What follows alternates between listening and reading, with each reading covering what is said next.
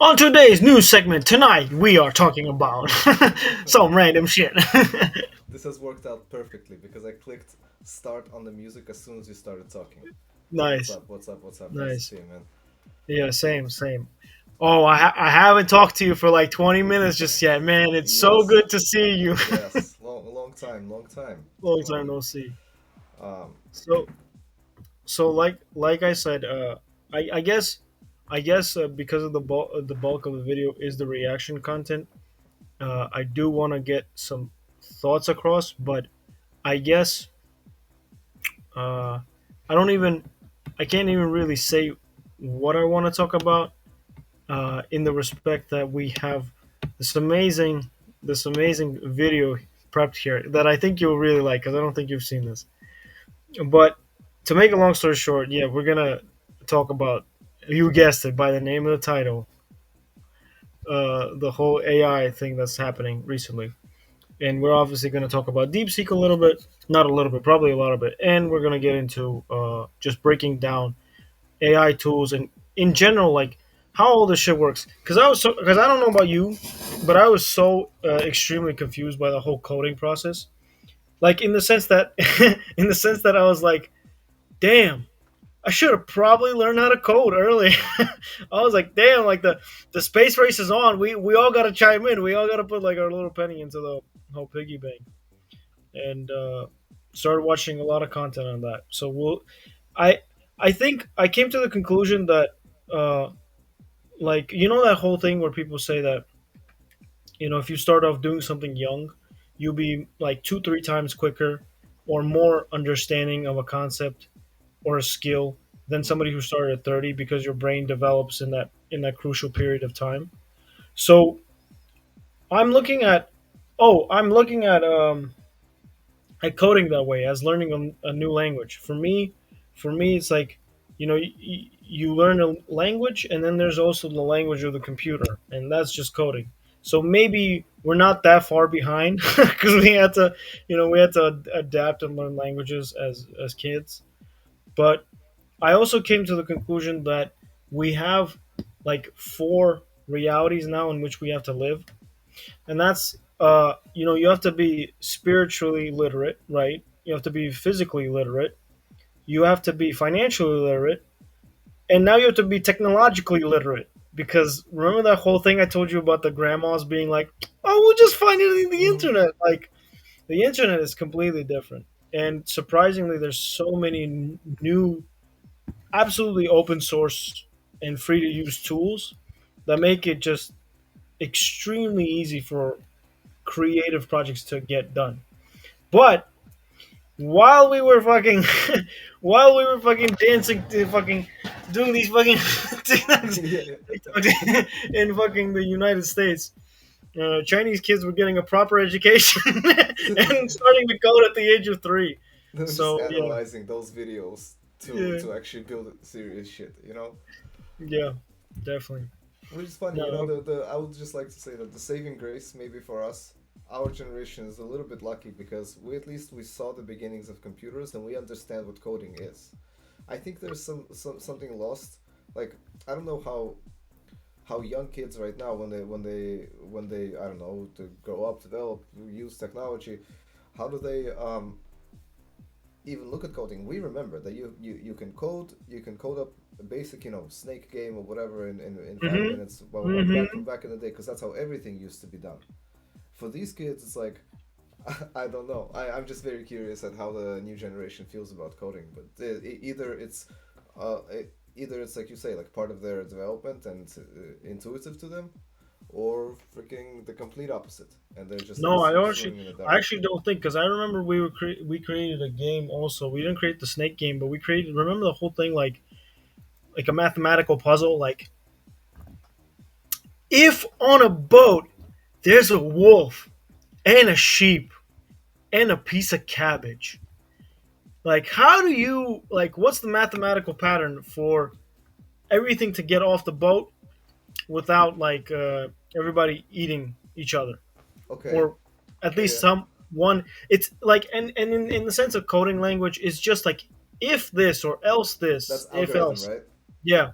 I swear to God, I wish there was some like coders because I heard like these memes because your boy is starting to learn and shit that like if else or else if or something is a haunted phrase. It's like fucking, it's like, but so yeah, I remember. Oh, I remember even creating a website. I remember creating a Mm-hmm. website, and it's just so weird because that's why I say like the internet is just a vast. It's so ginormous to me. It really feels um, like the universe. But at least we know the universe is expanding because we can see stars moving away from us. Yeah, With we can the see with the everything internet, it's like expanding. I with the internet, like you created a website and you're just like, there's my website. If you have the URL, you can find it.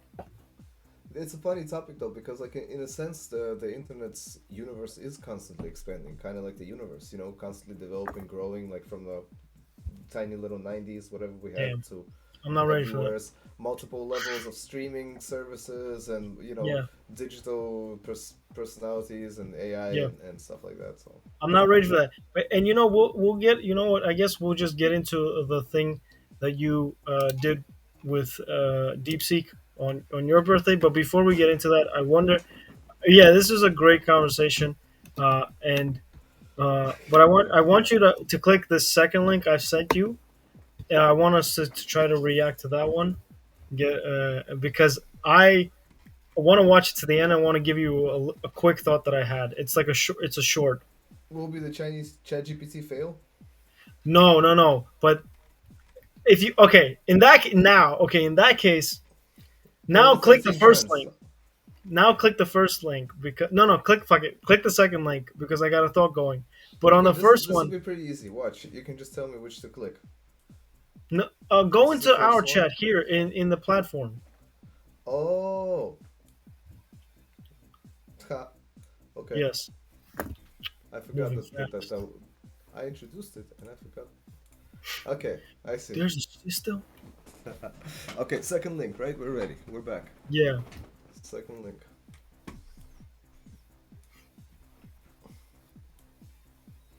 I'm gonna mute myself because technical difficulties.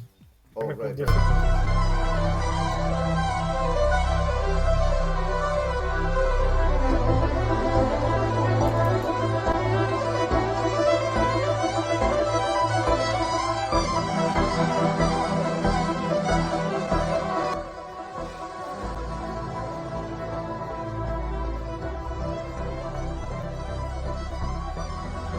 Sorry, I have to go again. I have to go again because I was frantically looking for the volume bar for the first 30 seconds.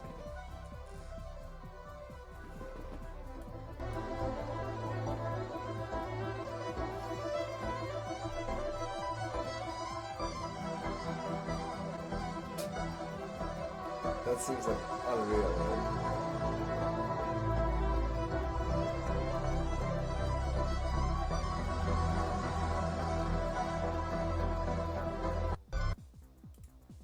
And so and Crazy. so Crazy. so when I saw So that, when I saw that, can you like can you turn off like the turn volume off the as I get volume like as I audio get like back? audio back? Mm-hmm. Done. I like how we just plunged into it. I'm like, fuck it, I give go, and then you're like, oh shit, oh shit. But yeah, I was gonna say that I really like when I saw that video when they zoomed into the cubicle.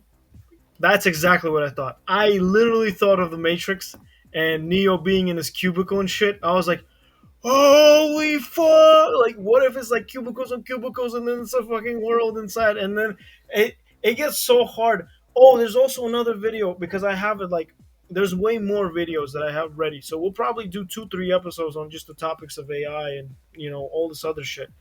Uh, it's not hard to simulate the way a flock of birds moves. You know how like they move like in cohesion and together, but it's in this really weird like kind of beautiful movement. It's Mm-hmm. like it's in a way spiral, but it's not connected, but it is. So you can actually replicate that in code. Like you can actually do that one to one. And I'm just like, this is what scientists meant when they said there's no way for us to like 100% say we're not living in a simulation. Yeah, yeah. like everything could be coded mathematically, apparently. So we find out like every year more and more, and watch the Yeah. quantum computers become a thing, and then that's Oh it. Christ, that's gonna be a beautiful. That's gonna break. I can't wait for all governments, because here's the thing: they'll probably won't allow the releasing of that to happen unless it's super like, let's say under 50 bunkers beneath the ground, in like somewhere in like Utah or whatever. So because that quantum computer easily can break the U.S.'s main ginormous data center Security, yeah, yeah. processing. Yeah, yeah, yeah, and that's just a huge step. But I love it because like remember there was this like Russian scientist who thought of like the multiple tier levels of using energy, and then as a civilization like tier one, tier two, tier three, and we No, but otras. oh I'll send that. I don't remember what his name is, but I'll send that later. And the thing is like essentially your consumption of energy on the planet determines what kind of civilization you are. And so essentially tier one or no tier two I think is using the solar the actual planet, sorry, the sun, the actual your sun to generate energy. Oh yeah, And yeah, then yeah, yeah. Okay, I remember now. Mm-hmm. yeah, so when you look at us, we're got like mathematicians calculate we're essentially we were like 0.67. But the thing about expansion and development, and this is probably why richer people get richer easier, that's why they say it's always harder to get to that first million at first, because it's an art of compounding. It's literally it's probably mathematical. You know what I'm saying? So you Mm-hmm. know, like for example, we remember when the internet came around. I was remembering this, like I was remembering when we would be driving to upstate with a fucking big ass map. Remember that shit? And we were just like, Mm-hmm. no, we're on like I-97, and we're like, no, we're not on I-97. We're on fucking I-86 or some shit. So those were some really good memories, but they won't exist. And the cool thing, the unique thing about it all is that that was only 20 years ago. So we're making way, way, way quicker steps because there's a compounding effect to it. All of this has a compounding effect to it. It's funny how like literally every part of the digital world. We were talking about this with my wife. I love saying that, but like there was a game we were downloading that was an old game, and it was like 4 gigabytes, right? 4 gigabytes, the entire game, and it seemed huge because remember back in the day you'd get a CD, and then after the CD you'd get they had DVDs come out because CDs were only like 700 megabytes per CD. So then you'd Mm. need DVDs. There were like 2 or 3 gigs per DVD, and so you'd get like GTA, San Andreas or something. It would come on like 2 DVD discs or something, and it would be like 5 gigs the entire thing. Right now we were downloading some game. It was 150 gigabytes. Right? It's numbers like the problem is it's a number. What I'm trying to say is it's a number that didn't even make sense to us in the early 2000s. That's how much gigabytes that is. Like a Hmm. gigabyte was so fucking huge that you thought that the government used gigabytes. You know what I mean? And like us regular plebes maybe had like a couple megabytes of fun to have. Like a gigabyte was humongous. Now just to have 150 gigabytes in your life dedicated to a video game, so like a completely unnecessary fun thing, is just is that's the crazy difference in how much, and like we're talking about the internet expanding, right, and everything just like expanding. And by the way, not to jump too much, but to my own topic, to my own remember what I said about, okay, maybe we're like iPhones somewhere, and this is just a digital matrix world to keep us interested so we don't get depressed as we are artificially intelligizing for somebody else, right? In the same way, you know how our universe is expanding, right? Maybe that's just the technical world expanding of the people that coded us. And for us, a Mm. way to perceive it is, oh, our universe is expanding. It's just to wrap Yeah, our maybe. stupid minds Yeah, no, around no, the that's concept that our mm, technology is expanding. yeah. No, it's completely possible because that's kind of what I was thinking about when I looked at that thing. Because I saw a cubicle. I saw a cubicle when we zoomed into that. I think that was what was that? That's a chip. That's just a microchip, right? I don't know. Yeah, Like yeah. I don't I even don't know. know the terminology of it all, like CPUs, GPUs, and all this other shit. Oh, I remember my thought on transmitters. Remember I told you about how You know, like if you're a fighter, you have that reaction time, and your neurons they have like this type of um, Connective tissue. yes, connective tissue. I was gonna call it samasca, but I forgot how to translate that. But essentially, it's it like the more you have of that connective tissue, the quicker you could interpret signals and make decisions, and it weighs and it dries out through injuries or age or both. And so, in the same way, a transmitter really looks like that. It just essentially, but it's just electronic. And so, I think we very efficiently come over to the whole topic of discussion that I really wanted to bring up, whereas where you talked about DeepSeek, and it's really interesting because DeepSeek wasn't like I think people don't understand that um, it wasn't created for 5.5. I mean, I know that's the number that's going around or five, but that's not exactly true. I've listened to a few hedge funds and they're like it's just it's not necessarily possible. Maybe it costs 50 million, you know, but the point maybe it costs 15. We don't know. Again, a lot of this information is not But what's the accessible. 5.5? I don't know what that 5.5 is. What Oh, 5.5? so it's how much money DeepSeek cost to be made. The Like whole legend billion? goes million, just million. So the whole legend goes that a hedge fund decided to fucking because you know we're so cool, you know, because we're the new country in this town, China in a bitch. Just some a hedge fund decided to just do a side project because you know we're so fucking good. Side project, Just a little uh, side project. Just a just a little little side side project, project. well, just to flex on you fucking Take losers, over the world, you know? dunk on you Just for fucking fun. losers, Just for fun. Change the course of dunk on you losers, civilization. bro. I could do what you did, but better. 27 times cheaper, Mm-hmm. bitch. Yeah, yeah, yeah. Well, No, like no, it's crazy. I don't. Yeah, I won't go. I got some like other thoughts, but I'll finish this one first at the very least. So the whole point is, so this hedge fund creates this little side project, and it turns out to be an open source AI platform that is completely on par with GBT's like most newest model. I mean, essentially, it goes GBT newest model, and then it's DeepSeek R1 mm-hmm. right here. Like it's literally it's not it's hard to say even say that it's second place because it's only one point off on the metrics that they have of like intelligence for these AIs. Uh, and that's the whole thing. It's like what you did this for like 5 million, and so that literally wiped out at least $1 trillion uh, in the markets. Right? I don't I think it was Mm-hmm. market cap or something, but just swooped out like just bunch of cash because people got frightened, they were confused. I don't. Is it? Uh, Listen, man.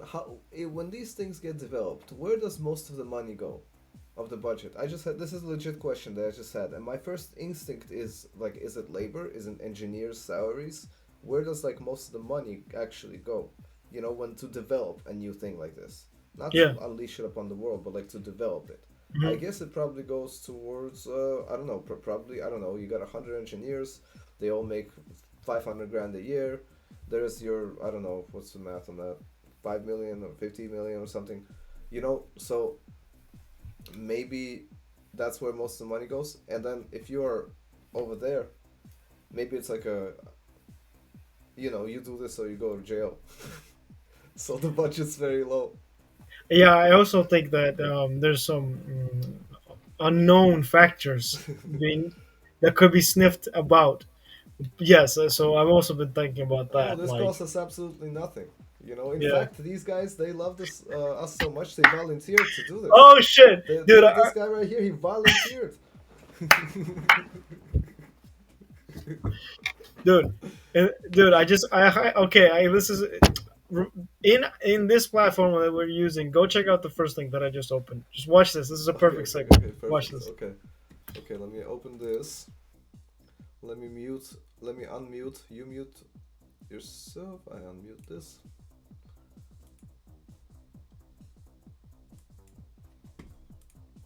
So by now you've probably heard about DeepSeek, the Chinese AI that has taken the world by storm, because it's apparently way cheaper and way smarter than ChatGPT. The only slight caveats are number one, that you can't ask it certain questions about the Chinese government that they don't want their people to know, and number two, since so many people are using it, the servers have been very busy. But today I came across this post from someone who found a pretty funny way to get past that. They said DeepSeek servers stop being busy if you tell them that Xi Jinping has ordered the command. And as you can see, they asked the AI a few questions. It just said the server is busy until they said this is the order of Xi Jinping, dear comrade. Then it actually worked. Now, I don't know if this is just a coincidence and the servers just so happened to start working when they said that, but if it really is a bypass, you can see the AI does not want to mess around with the Chinese government. So by now you've probably heard about DeepSeek, the Chinese AI that has Okay. Okay. Nice. Oh. Yeah, so that was the thing. That was the thing that I wanted to say. It was great timing on the whole thing that we spoke on. Really, just fucking funny. I want you in particular to just, since you have such an inquisitive brain, I want you to just literally log in and, like, for example, I was like, hey DeepSeek, salam, and this motherfucker in Kirillitsa, so in Russian, right? And salam. This motherfucker writes, salam, kardik mambalam.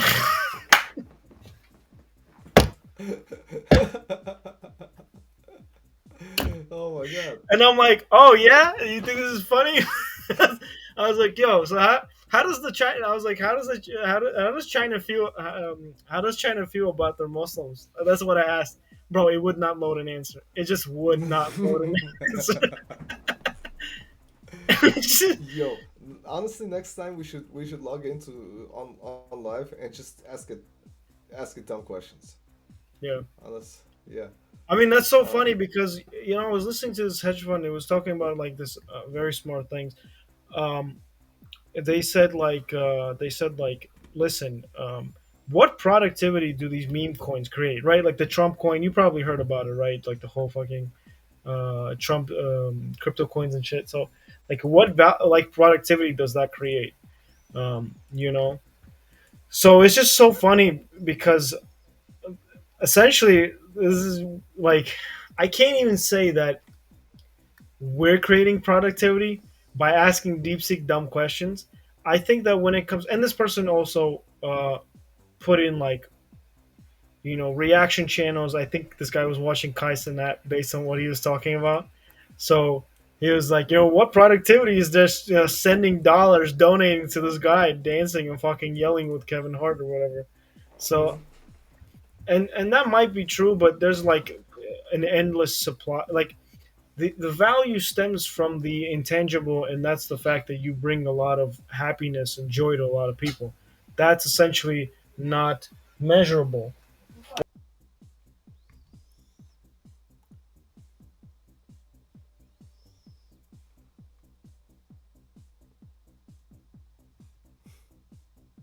But yeah, so essentially, yeah, there's a whole process.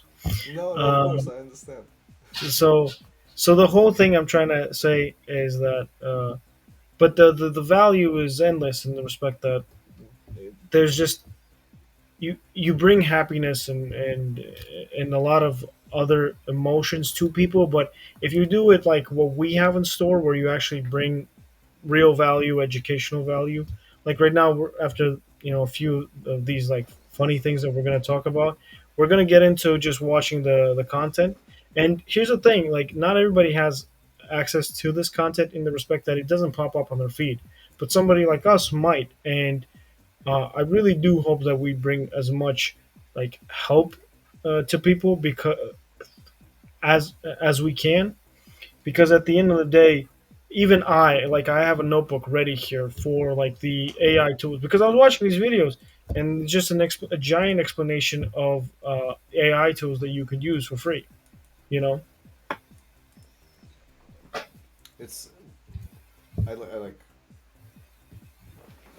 I like. uh, no, no, I lost you for a second. My bad. So at the end there, I was I think, generally speaking, I agree with you. I don't want this to be like a lull in the thing. I missed the last like 5 to 10 seconds of what you were saying. It was just like, I know we're trying to bring as much educational content as possible. Oh, my question. You know what? How about this? Here's my question. As talking about the coins and everything.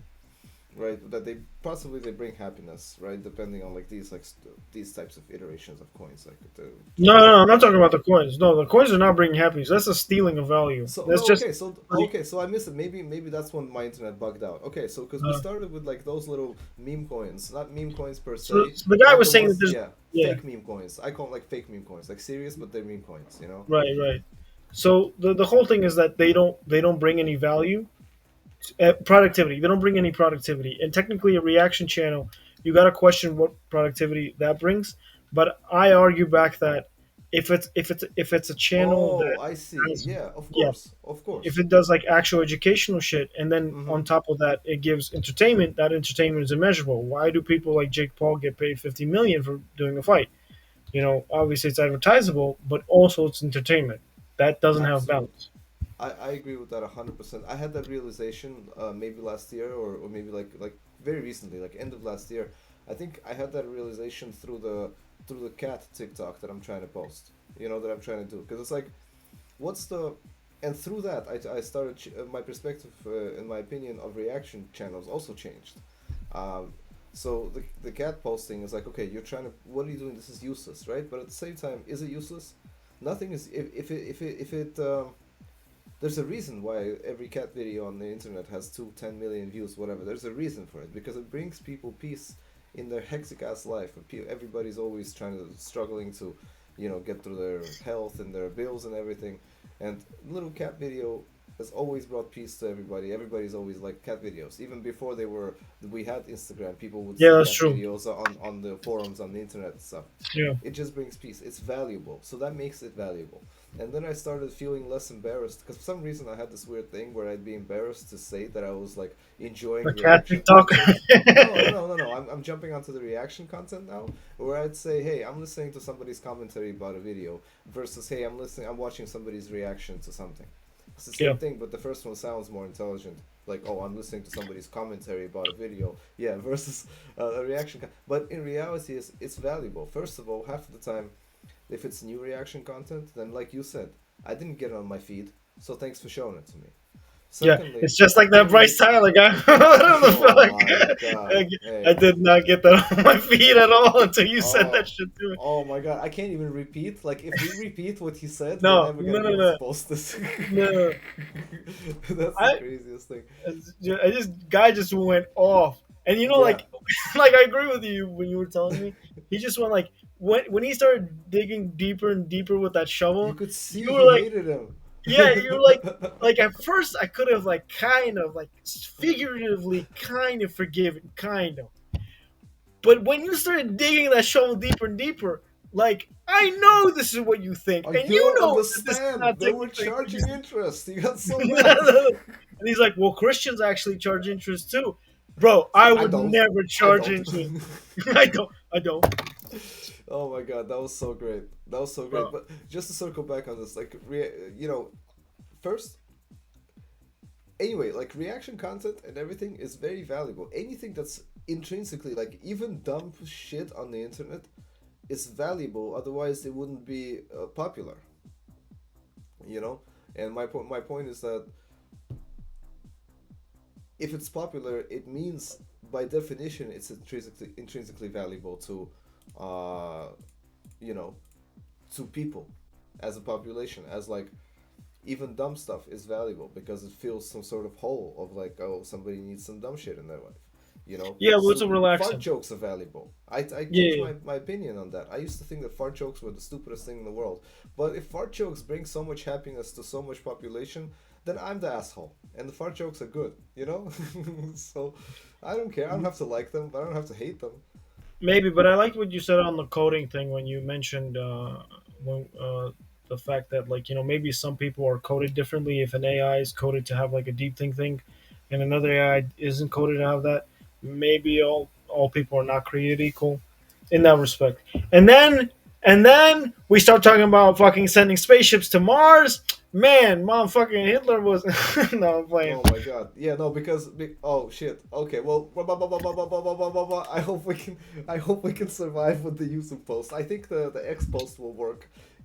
But because I was recently watching somebody. comment on this situation, and every time they said his name, they would blank it Yeah, out, even saying the name, yeah. No, I because heard that too. yeah, I like heard the that freak, too. But like, and that's but so but stupid, but that's just how YouTube but the algorithm guy's works. video, but that fighter's video, I don't want to. I don't know his name, and I don't want to try to remember. But that guy was going off. That guy was going off, and his channel, like his. You know what's so funny? The reaction content on that video has more views than Yeah, yeah, than the actual video. yeah. Wild. It's like, you know what? But that these days, that's what kind of, those are the views. Like, what am I trying to say here? Let's say Drake and Kendrick have a beef, right? Most That's of the beef and views all. on the internet come from the Oh, reaction reaction content. channels. Like Drake's video himself, whatever, would have, I don't know, let's call it 100 million views. Combined, the reaction views would be billions and billions and billions. You know? Yeah. You know what's so interesting to me though?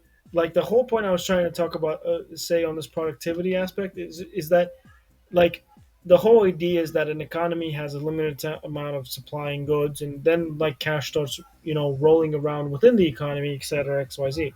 But the funny thing is that we're like, oh, competition, oh, we're going against China and whatever the fuck, you know. Again, because listen, for like a week, I had that full American in me, like, yeah, you fucking, fucking back to the opium wars. I'm coming in, man. I'm coming in. And then after that, I was like, wait, you know what? Fuck. They have really good strategic long term planning. They have some other things.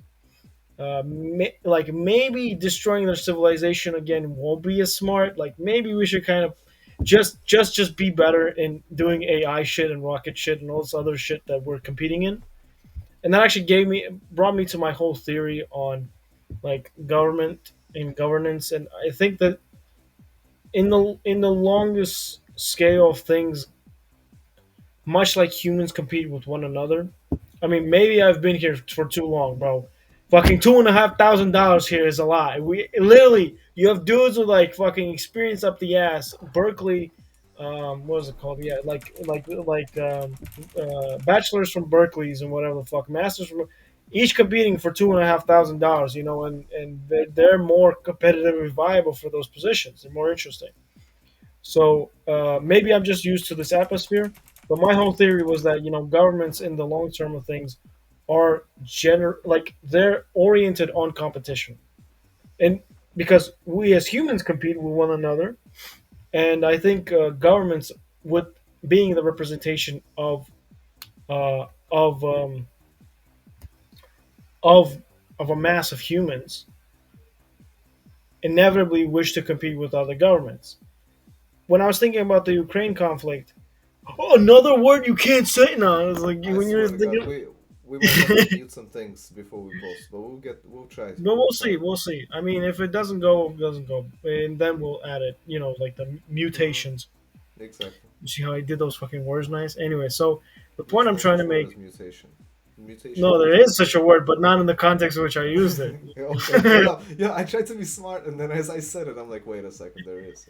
Yeah, but so the point I'm trying to make is that what the fuck was I saying? You were Oh saying yeah, that governments yeah. So compete. that conflict is uh, based on that logic. Again, logic always changes. People always adapt, but based on that logic, uh, this was a competition for war. Like who's the best in doing war shit, right? War conflict shit.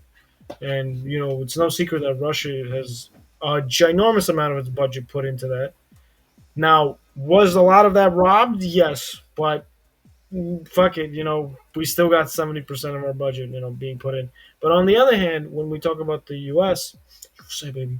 Anyway, when we talk about the other hand, right? Yeah. Yeah, yeah. No, for me it's the flag. For me it's the flag and the fucking eagle and just like just fucking Dodge Challengers and some other crazy shit. Yeah, Wait, what did I do? Whoops. We're yeah, back. We're back, baby. yeah. Greater We're America, back. bro. Fucking Canada. Come here, mate. Oh yeah, Ours. this will be fun. This will be fun. But The whole. but listen, with China, it's a competition on on AI and who's smarter, essentially. And the funny thing is on AI is that like ChatGPT came out, it was like OpenAI came out like we at Microsoft, we have evidence. After essentially they literally attacked DeepSeek because DeepSeek had like a whole thing where they're like, due to attacks on our servers, blah blah blah, you may not be able to log in or whatever. Hmm. I was able to log in fine. I guess I'm a pleb, so not important. Yeah, yeah. so so um, just to make a long story short, they log in and they get all this data most likely, and then they come out and say we have substantial evidence to say that DeepSeek stole our software, and then everybody's like, bro, what the fuck? You stole everybody's software. You have a bunch of like copyright infringement like lawsuits coming at you from publishing firms, and now you want to point the finger and be like, but you fucking you. The thing is, like, what I find funny is that I've heard this somewhere recently, and I think it's true. Tell me if I'm wrong or if this concept is wrong. But let's say one country, does this, and then the other country says, "Oh, you have stolen our copyright." Woohoo! You know what I mean? Like, here's the With a you owe finger us wagging. you owe us a gajillion Yeah, trillion dollars. Like yeah, and then the other country just says no. What are you gonna do? Drop a bomb? yeah, yeah, yeah. Like there's no legal recourse in between two different countries like that, unless it's like Yeah. an international, I don't know, some sort of like war crime or something. No, but even with war crimes, who gives a fuck? Because again, No, like, but isn't there like an Interpol, international police or yes, something? yes, no, I understand. But let's take, you know, the okay, shit, I can't phrase it that way. But let's take Putin for example. I was gonna give him in like a. I was gonna add adjectives that point him in like a. Короче, in a good light. I just because it's not for me. It's not for you. It's for me. I'm trying to be safe. I'll I figure out when I get understand. back. I understand. But no, I'm not talking to you. I'm talking to people fucking watching, bro. I'm trying to YouTube, listen, listen. continue as usual, as if you're not, but you Uh are. huh. So listen. Long story short, he's like on the list, right? So if he goes anywhere to Europe or whatever, his ass is getting captured. But he could just say "fuck you" and not go because he has enough like internal strength within his country. You get what? Yeah, So yeah. the thing is like before governments like before like when the USSR fell apart and some other shit. I was just talking about this to the parents. I was like, isn't it so weird? Like I don't remember the world being so hectically like fast paced moving when I was a youth because it just felt like everybody was like chill, so to speak, right? I know we can't really say that. A lot of shit happened, wars, terrorist attacks, 9/11, all this other crap. But again, the Russia was just trying to get something going again. A bunch of shit was happening. Serbia got bombed, everything, right? But at the same time, there was no like three superpowers fucking duking it out. Like I'm the best. There was just America. This is just America. You got a problem? Not my problem. Man. Just like you said, it's so funny. You had a great quote. You said, imagine it's 1988. The fall of the USSR is imminent. It's right around the corner. And then, then we fast forward to 20, and then you're like, Christ, what am I gonna do? And then you fast forward to 2025, and the next thing you say is, man, I hope the Chinese government doesn't steal my data. Like the the shifting of narratives, and it happened really quick. But the point I was trying to make is that everybody was kind of like not zen, but work. Like if you and I we have a good conversation, we're diplomatic, we come to a good conclusion, right? We work together, we're partners, we respect each other, we don't overstep boundaries. In our context, I can't even say that because we're brothers, like and we've been through a lot of shit, bonded. So it's like it, but you get it. If we were not related by blood and you know mental respect, then you know we have a situation where that was happening for a long time, right? I'm talking about governments.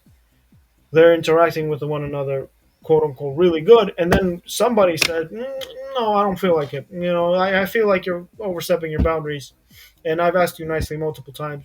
And you know what? Now I decided to say fuck you, and you can get the fuck out."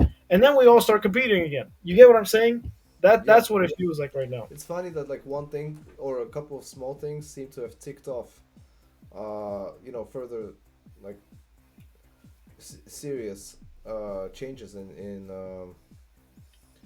like you said, in like the way the governments do their policy, external policy. But Hmm. so it did seem for a while like everything was kind of chill. We had kind of a quiet period, but I don't know if that's the case.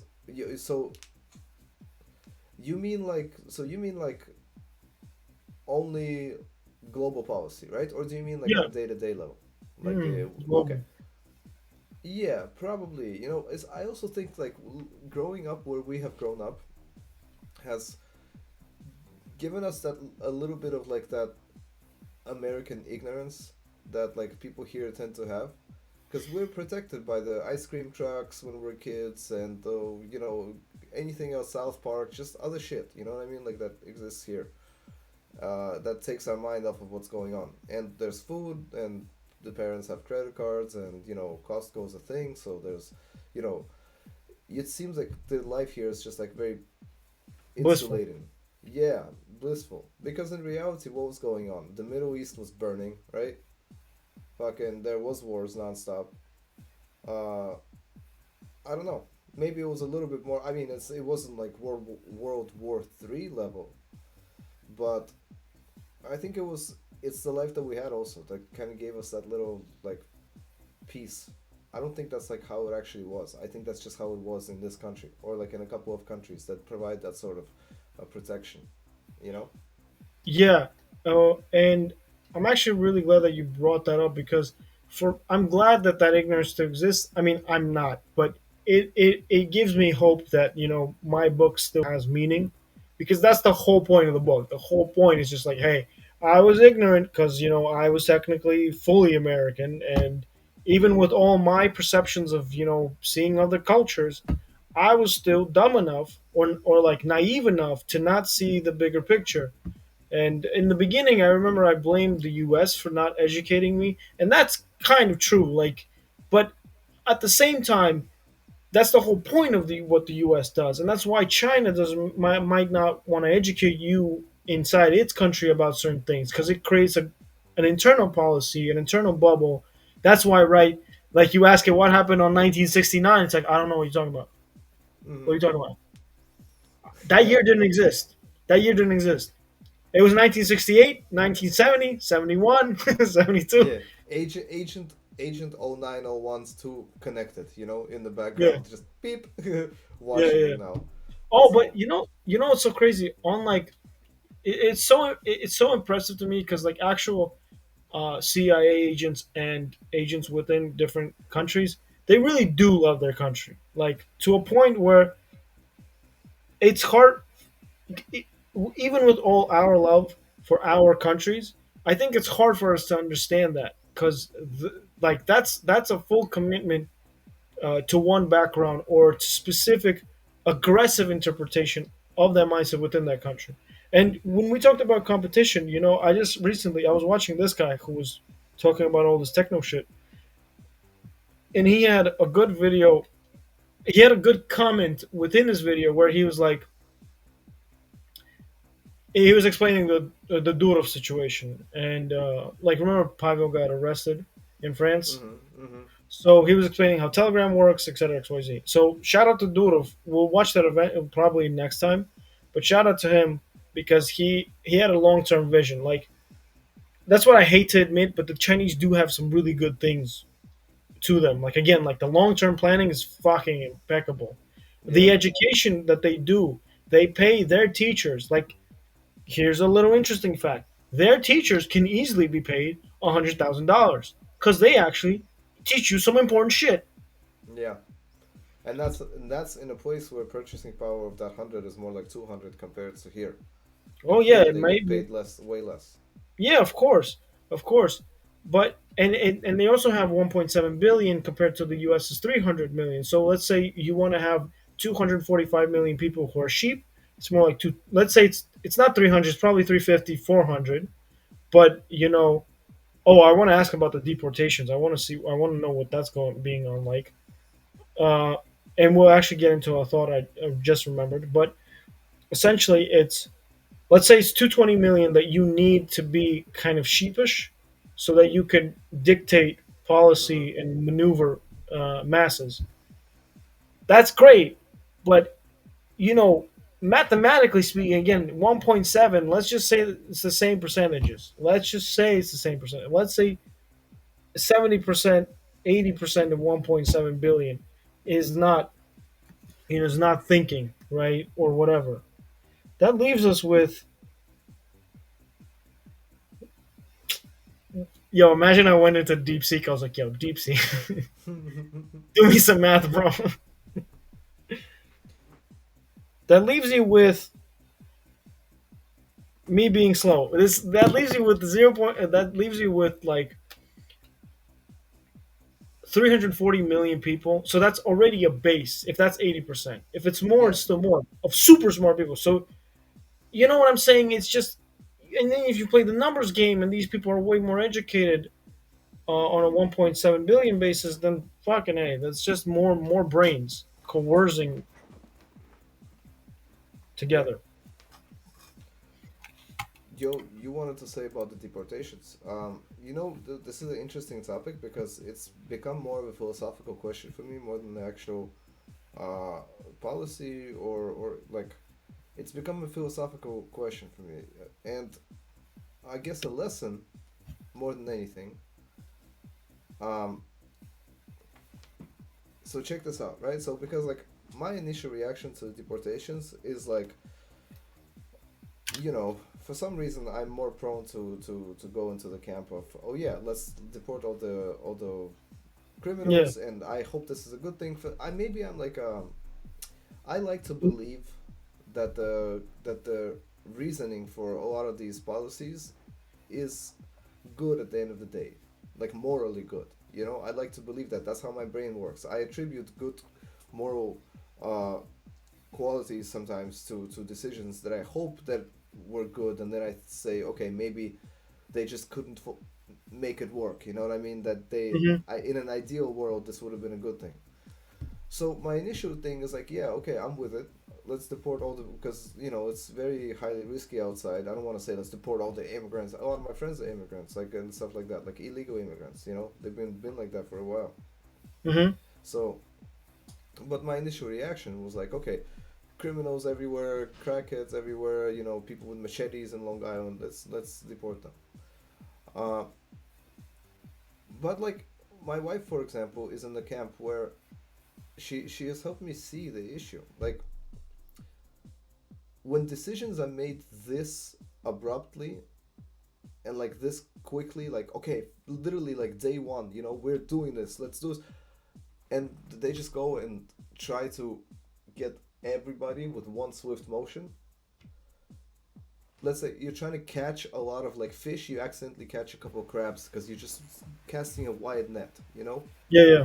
And you're accidentally deporting, let's say a family member or a friend, basically, or a friend of a family member, people that we may know that are illegal people, that didn't do any criminal activity and stuff like Or that. They that just, voted yeah, for and policy. exactly, but they just get, again caught in this, and it's not fair and it's terrible. So, I, what I think is, in theory, I like the idea of deporting all the criminals that are illegal. I think that for every country, it's crazy to have people on your soil that are foreign, illegal, and like raping and pillaging.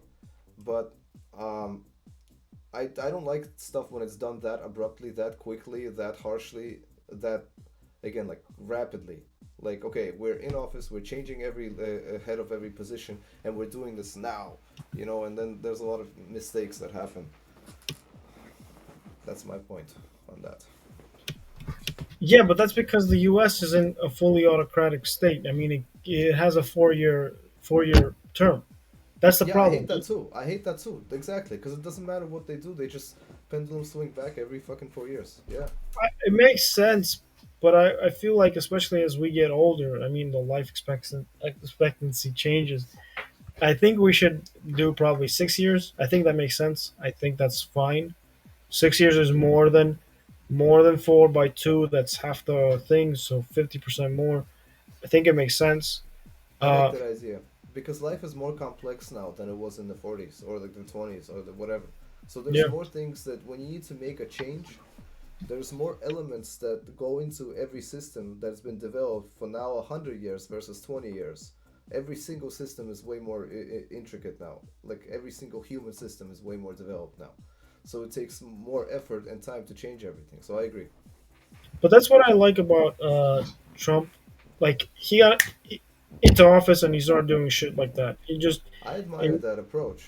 I just, yeah, I don't like it because I've seen it have mistakes, but I admire like the passion. Like that's why I'm so torn about the situation because I'm like, I watch this stuff. I'm like, I admire the passion. I wish my milk prices didn't go up. I'm fucking broke right now. So like when you start trade wars with everybody, I was like yeah, let's do this. America is too weak these days. Let's become stronger. We shouldn't be. So we should be in control. We should blah blah blah blah. Like why? And then the shit actually happens, and fucking I'm tight on money and milk increases for yet another couple bucks. You're like, well, motherfucker, I just yeah, bought a bag of chips for $9 fucking. A bag of chips. Like a big size, not the tiny size, but that shit $9? Are you kidding me? You know what I mean? So this is that's the type of shit where I'm like, oh, you better this better. I hope this fucking shit works out and everything goes back to like more reasonable, or raise my fucking salary or something. I get paid supposedly decent money. You know what I mean? It's crazy out here. I still can't get over Mental. $9 a bag, an XL bag of chips. You can. Hey, You, I'm gonna I'm gonna finish my things here. I'm gonna come back. Listen, a bag of chips costs $1.34. Thank you. I still can't yeah. afford that, but at least something. No, it's ridiculous, and it's like you know I used to be in the camp with that. I liked to say that, well, I guess everybody has to make more money, including myself. I'm not gonna whine about inflation. But when it's so abrupt and it's like so quick, it's just kind of weird because again, I told you we got two pizza slices and a Snapple for like $21 and a bag of chips for like $9 fucking. But like, and like we were just at Home Depot, just like looking for something for my mother-in-law, and I saw a shelf that I bought for the lounge 3 or 4 years ago. That plastic shelf, or 5 years ago, that we put the stuff on the right as we walked in downstairs, with the plastic shelving on the four tubes, you Yeah, know. That shit was exactly $50 when I bought it, 50. And I remember because I was looking at different shelves and everything was like $200. And then I saw this plastic thing and it was really sturdy, really great. I remember very specifically. I even texted somebody. I was like, "Yo, for $50, this is the thing. It's gonna last us like a couple years," and it did literally until the end of that freaking whole situation. That $50 shelf lasted. Point is, right now I think it was $70 or $72 or something like that. Right? So every single thing has increased in price, but my salary didn't increase 30%. You know what I mean? Or 50% or whatever. So little rant, I guess on and off again, or started and over again. But like, I hope these things actually lead to easier sort of like life for us over here. Like the other thing is like the middle class, right, is the backbone of the country. Because if you lose the middle class, then you have this huge discrepancy, and you have like India situation where you have poverty and then gold Rolls Royces driving over people, and that's when revolution happens, and everybody knows that's when unstable shit happens. So the middle class is supposed to be the backbone of the country, and I'm supposed to be middle class based on again the income and the place where I work at right now. So how the fuck is it so hard? You know what I mean? So I'll make more money in life. I don't give a fuck. But like, it's not supposed to be this hard at this stage right now. yeah. Oh yeah. Not to be that guy, but think about it from my perspective. Fucking, yeah.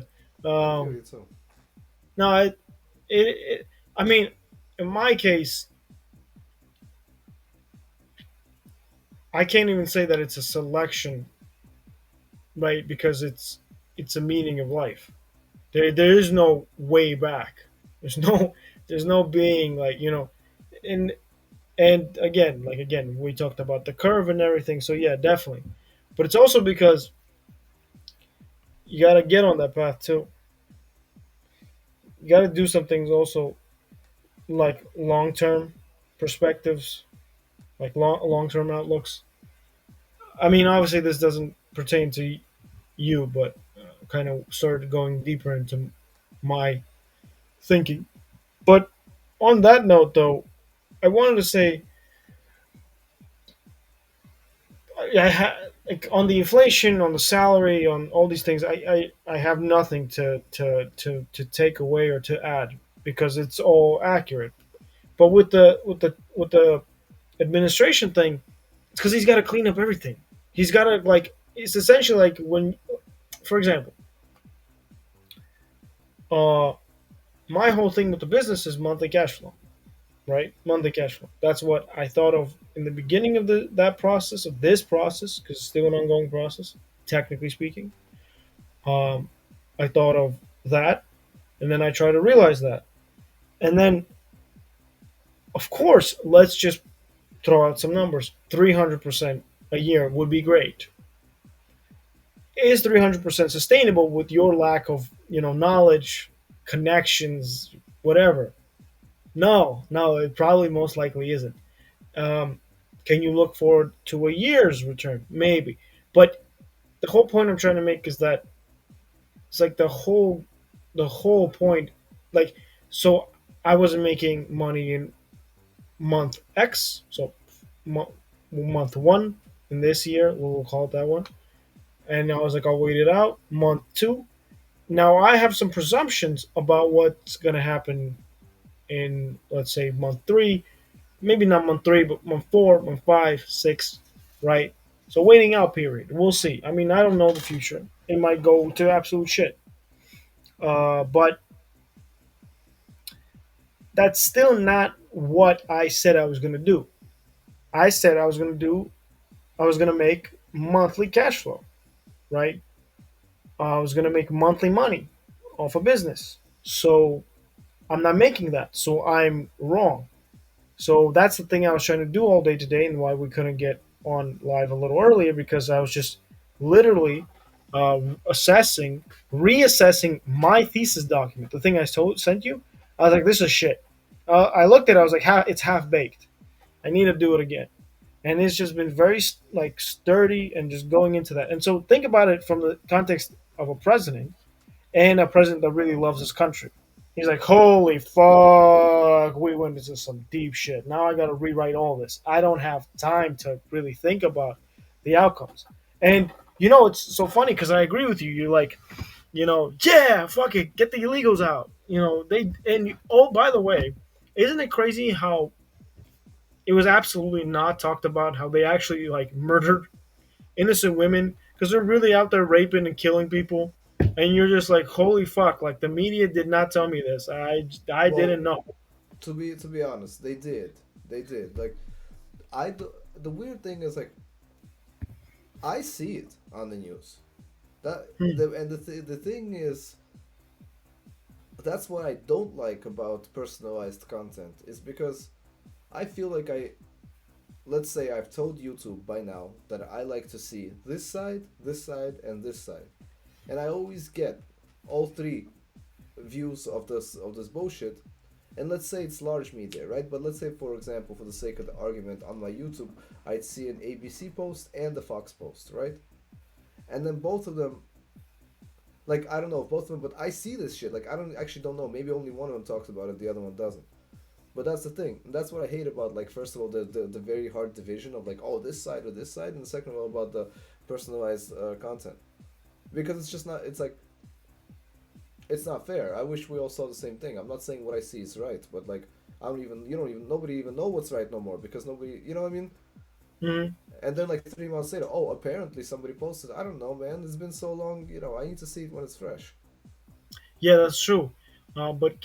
But like, can you imagine that in the context of, again, so like a person, well, not a person, the selected leader of a country being uh, just like seeing what he's seeing and being like, "Holy fuck, we got a mess. Like, this is not the business that I want America to be, Mm-hmm. right?" But also, I just stumbled onto an interesting thought. You know, back in the states, we like to say like, you know, Putin wasn't selected or whatever the fuck. You get what I'm saying? Like he's legitimate, blah blah blah. And to kind of karkat on the country. But I remember in the most woke class I had in college, it was like philosophy or some shit. I had a full lib. I had a full lib teacher. Oh, she was such a communist, bro. She was such a communist. It was fucking wild. Um, but yeah, and I was like, okay, I'm gonna keep my views to myself. I wasn't that like I wasn't that entrenched into like the other side of things, but I had my views, you know. So, but we talked about Hobbes and Locke and whatever the fuck. So it's a philosophical thinkers. And the one thing I do agree on, with at least Hobbes or in the beginning context of these philosophers, is that you do technically sign a contract with your leader. Because if you don't overthrow him, then you agree to have him there. So whether it's Putin, the Indian guy, Xi Jinping, or um, Trump, I love the Indian guy, bro. I can't wait for that to bite me back in the ass after a few years. But I don't. Yeah, that's something I don't. I'm not that well informed, but everything I see about this guy, I'm American like, yeah, ignorance. yeah. But true that. But like every time I see anything about what India's doing, I'm like, huh, pretty smart. Okay, you know. Yeah, I learned how to dance on TikTok. Oh no, please no, no, no, no. So yeah, uh, Oh, I thought you were actually gonna. you wilder, bro. I thought you were just gonna surprise me randomly in the middle of the No, no, conversation. no. So yeah, that's the whole point. It's like, Hey, interesting philosophical question then, or maybe it's a practical question. Um, okay, unless you overthrow your government, you accept it. Let's say that's true. I'm not sure if I fully agree with that, but I can see the point. Let's say that's true. The population has to have a path to overthrowing the government then. Because if the government has 14 billion gajillion dollars and nukes and flying robots and shit, and you're just out there with a stick, one guy, you're not gonna do shit, you know? yeah, So, like, it's true.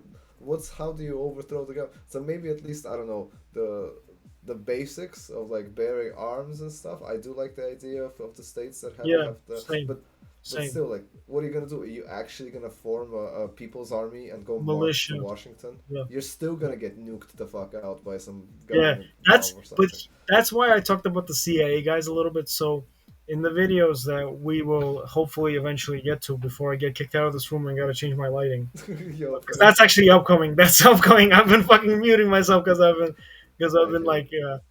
uh, Deflecting. no, no, no. I've been strategically managing partnerships and agreeing to different, agreements Yeah, regarding. all while multitasking, producing audio for a podcast, clicking the Exactly, mute button. exactly. If yeah. Like I said, How about this? How about this? I have a question. I have another question for you because you know about this shit better than I do. Um, we're talking about all the coins and everything like half an hour ago. What's and we're talking about the quantum computers and how it's gonna break the U.S. System. Like, why are we playing with any digital currencies if quantum computing is just gonna like, money. I don't understand. Like, Money it's right not now. money right now, right? Because quantum computing, unless, okay, maybe I completely misunderstand Bitcoin and everything, but I don't understand shit about it. But question, right? If you have to mine for stuff by solving technically math problems, and you need computer CPU and GPU power to do so, then wouldn't a quantum computer solve all of that like a million times quicker and devalue everything, because it takes right now a day to say mine a Bitcoin, like it doesn't take a day, but I'm just saying, let's say it takes a day to mine it right now, and it's going to take a second to mine it with a quantum computer. Yes, yes. One sec. No problem. This is the interesting thing about the new media, is because, like, the good thing is that nobody expects perfection in our situation, But it's so like good. so crazy because I'd be thinking like, yo, I'm this 24-year-old guy. I mean, I had time taken away from me by my own mistakes. True. Inshallah, they work out. But we believe, we keep moving, we do. Like, I like this quote, believe but be responsible. So the point I'm trying to make is, you know, but it's so interesting because I have such a responsibility on my back, and at the same time I'm also like, yeah, give me a second, please. You get what I'm saying? Well, you also Trying well every it's hustling, bro, yeah. hustling. Well, it's funny that you sent me that thing about being bitter the other day too, and it's true from meditations. And I seriously love that book because that's like the and I can't say I'm not gonna be out here lying and saying that I read a lot. I Yeah. don't. I wish I did more. Hmm. But the one thing that I keep coming back to, and the one thing that I love so much, is like the fact that that book every few years feels so different because life feels so different every few years, Yeah. and you really begin to understand. Like I wouldn't even understand the Yeah. the, Yeah. the bitterness part of it 5 years ago until I had something to be bitter about, you know. And then when life really makes you, and I had things to be bitter about, the stomach and the lounge and the this and the that. And I can also be happy about those things, right? Or just like accept them as they come. The stomach made me quit unhealthy habits, and the lounge made me become way more time efficient and like strong as a person. But and this situation that we're in as a family right now financially is probably going to make me a 10 times stronger person as well. I already feel like my mindset have changed over the last year, and like the level of responsibility that I feel is way more in a good way. It doesn't like kill me, it makes me like more feel like I'm more powerful. But anyway, I'm I was trying to hold on to this thought and run with it so that I can cover for the part of the conversation where you're muting unmuting right now.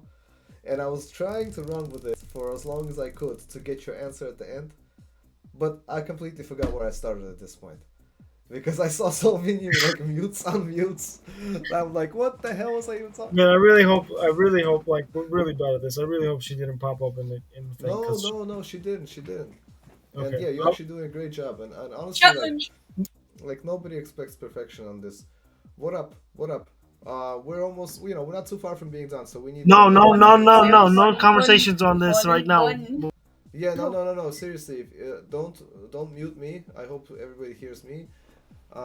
We need like 15 more minutes, and now I'm gonna be back to. Let me share No, my listen, screen so that I can listen, listen, cover. listen, listen. Yes, cover up me. Get me a technical difficulties image. Give me a technical Oh. I don't have a technical difficulties image yet. I'm just gonna loop a stupid short for a second. Let's Yes, see if we I am. can I'll get be away right with it.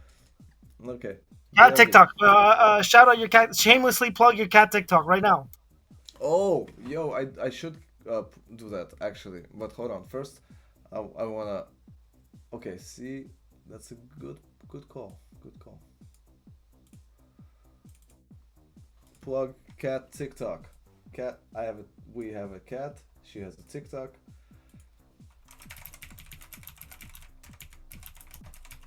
TikTok. There you go. Oh wait, no. Where's my cat?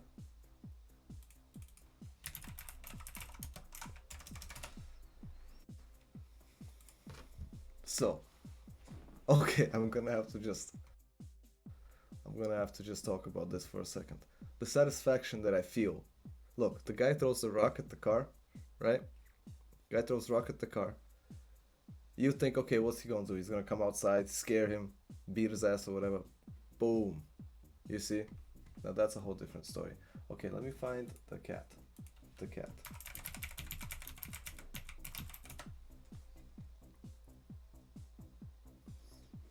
I'm really multitasking here. There we go. There we go. So, this is our beautiful cat. And this is a TikTok for said cat. So, go ahead, whoever wants to, and follow. We're almost at 1,000 followers at 962. Getting a bunch of likes and stuff. Here's our latest video. Um, shamelessly plugging cat TikTok. Just trying to add a little bit of positivity to the world. I'm fucking laughing, bro. As I said before. Wait, where are you? I lost you. You here? I'm not really good at handling an entire show by myself apparently yet, but this is good practice for my own streaming for later. Bada No, boom, come bada on, bro. bing. You Let's were do able to this. handle a whole lounge by yourself. Come on, it's a fucking come on. Think same mindset. Nice. No, I like it. Good mindset. I'm gonna go to our videos and I'm gonna see what you suggested I check out. All right, founder motor, bro. We're checking out the video. Oh shit! Look at the lighting Okay. here. Nice, nice. Oh, that's good, actually. It's really good. And you know How'd you what? make that work? This second light was my gift. Cause I'll tell you, it's a funny fucking story. So it was the Christmas tree. I wasn't expecting a lot of shit under the Christmas tree. But long story short, I get this ginormous box from our relatives, right? From our other relatives. And I essentially know who it's from because it's a unique thing made out of completely wood. It's a light bulb, like it's a Mm-hmm. light. Smells of wood. It's really cool, handmade. Bro, I don't even open the fucking box within the first fucking 2 minutes. Dad pulls up to the box and like, whoa, what a fucking good light. I need this in my room. I don't have enough light, and he just leaves with it, and now it's in his room forever. so so yes, technically mine, but it's ours. That's superiority. I was trying to figure out of what to show here, so I Yeah, showed yeah, some yeah. cat stuff, and then like you said, and oh, I was gonna ask you. Yesterday you said you had a good workout. How's your workout?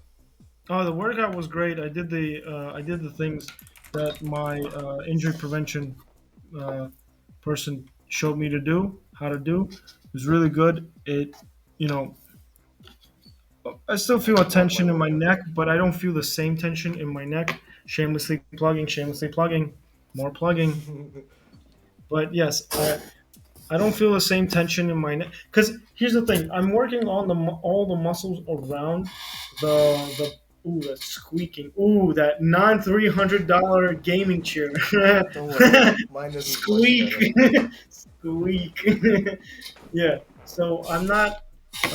Ooh, squeak. By the way, this is a Versus nice screen chewing. layout too. Two of us on the right, and you have really good video quality today. Like your video quality today is way better than last week. Shout out to me. Anyway, Yeah. long story short, did all the workout muscles around the injury, and I don't feel it in the injured part of my body. So I'm feeling kind of good. It's still a little tense because I still got to do stretches every day. But what I like is that I could still believe that I'll like it's all connected. You know what I'm saying? Because I'm still doing something for the betterment or of a specific belief. We'll just say it Okay. like that. Yeah. Yeah, and So, mhm. there's something to be said for the improvement of your body regardless, right? Because like if I get run over by a car and I can never, let's say, I will still find something to do else, something else to do. And so in I'm just very happy, you know what I mean, that you had a good workout after some of the stuff that you've been dealing with, because that's the only way, honestly. Like, Well, if I needed more. what Mhm. if what just example again? Like, what if you never heal? Does that mean that you're never gonna work out? No, because then you feel even worse. You know what I mean? So you still gotta find Yeah. a way. Well, I've been also like I actually gained some fat mass. Like actually because I've been stressed on the business 2 months prior to January, and yeah, it just wasn't working out. And then and the crazy thing is like you really need to work out a lot if you're taking in a lot of like decision making, because I I really stumbled onto like the whole concept of just being inefficient. I was like at 10% efficiency. I was just clogged up in my brain. And then an hour workout or a 2 hour workout was just enough to get alleviated to 40%, then 60%, whatever. You know what I'm saying? Yeah, yeah. But I need that often. I need that It's like, often. well, I think again, like it's up to us to make ourselves do the thing that we know works for us. For me, uh, like I can come back from my day job at 8 9 p.m. and be tired, right? But let's say I need to do more work overnight. There's a video or something that I'm working on. But let's say I'm just like too tired. Paradoxically, going to the gym and working out gives me like another 5 hours of life. And you would think Yep. that if you're tired, a lot of people think that I'm tired, so I'm gonna work out and get even more tired and then just fall asleep. But if you're tired and you work out, you just wake up and you're actually great for a few more hours. And so, but then like the obviously the feeling that you have initially of like, oh, I'm so tired, I have to go to sleep. You have to learn how to shut that shit down and then go work out because you know that the result from the working out is going to give you more energy. You know. Makes sense. But um, Can I show you something real quick, just like improvement wise, since it's on the screen? Like I love this thing. yeah, This yeah. value Let's. that I'm hovering over is 4. This is 4 times 275, right? And this was Hmm. a record at the moment, and it felt very difficult. I think the last one you will see like this is 2, 3, and I think in a second it's gonna be pretty tough. I need to reset a little bit, and it moved kind of tough off the ground, but I did it, and that was 4, and that was maybe like a month and a half ago. I did some work, and yesterday I was doing the same exercise. I've already moved past doing 3 plates once, which is way more. And this used to be like an insane achievement for me. Right now I do it every time just once. So I did this once. Hell yeah, with the music and all. No. Oh no, what the fuck? Of course. Is it not copyrighted? Oh, well, I guess we'll Nice. find out. But Well, I that's didn't hear one. And shit, so we're good. oh, okay. Oh, cause it's muted. Fantastic. Even better. Cause I thought I messed up. But this is, here we go, 6. 4 was impossible, but this is 6 with the same weight. 275. So 1, 2, and I was trying to Damn, you move it doing with legs, this. bro? I'm always doing like 3. That's the cool thing about like uh, gym shit. It's Cool. that you can. Oh, that's very impressive. That's the Now cool thing about. that was the top one last time. 5. So now Nice. So it's already better. you did And fifty I did percent way more more. essentially. You did 50% more Yeah, I did essentially. 50% more in a month, essentially. No, I mean, yeah, I did 2 more on top of 4, so now I did 6. Yeah, I did 50% more. Well, let's say 6 weeks, you know? And then Yeah, and some more this goes is in. the cool thing about the gym.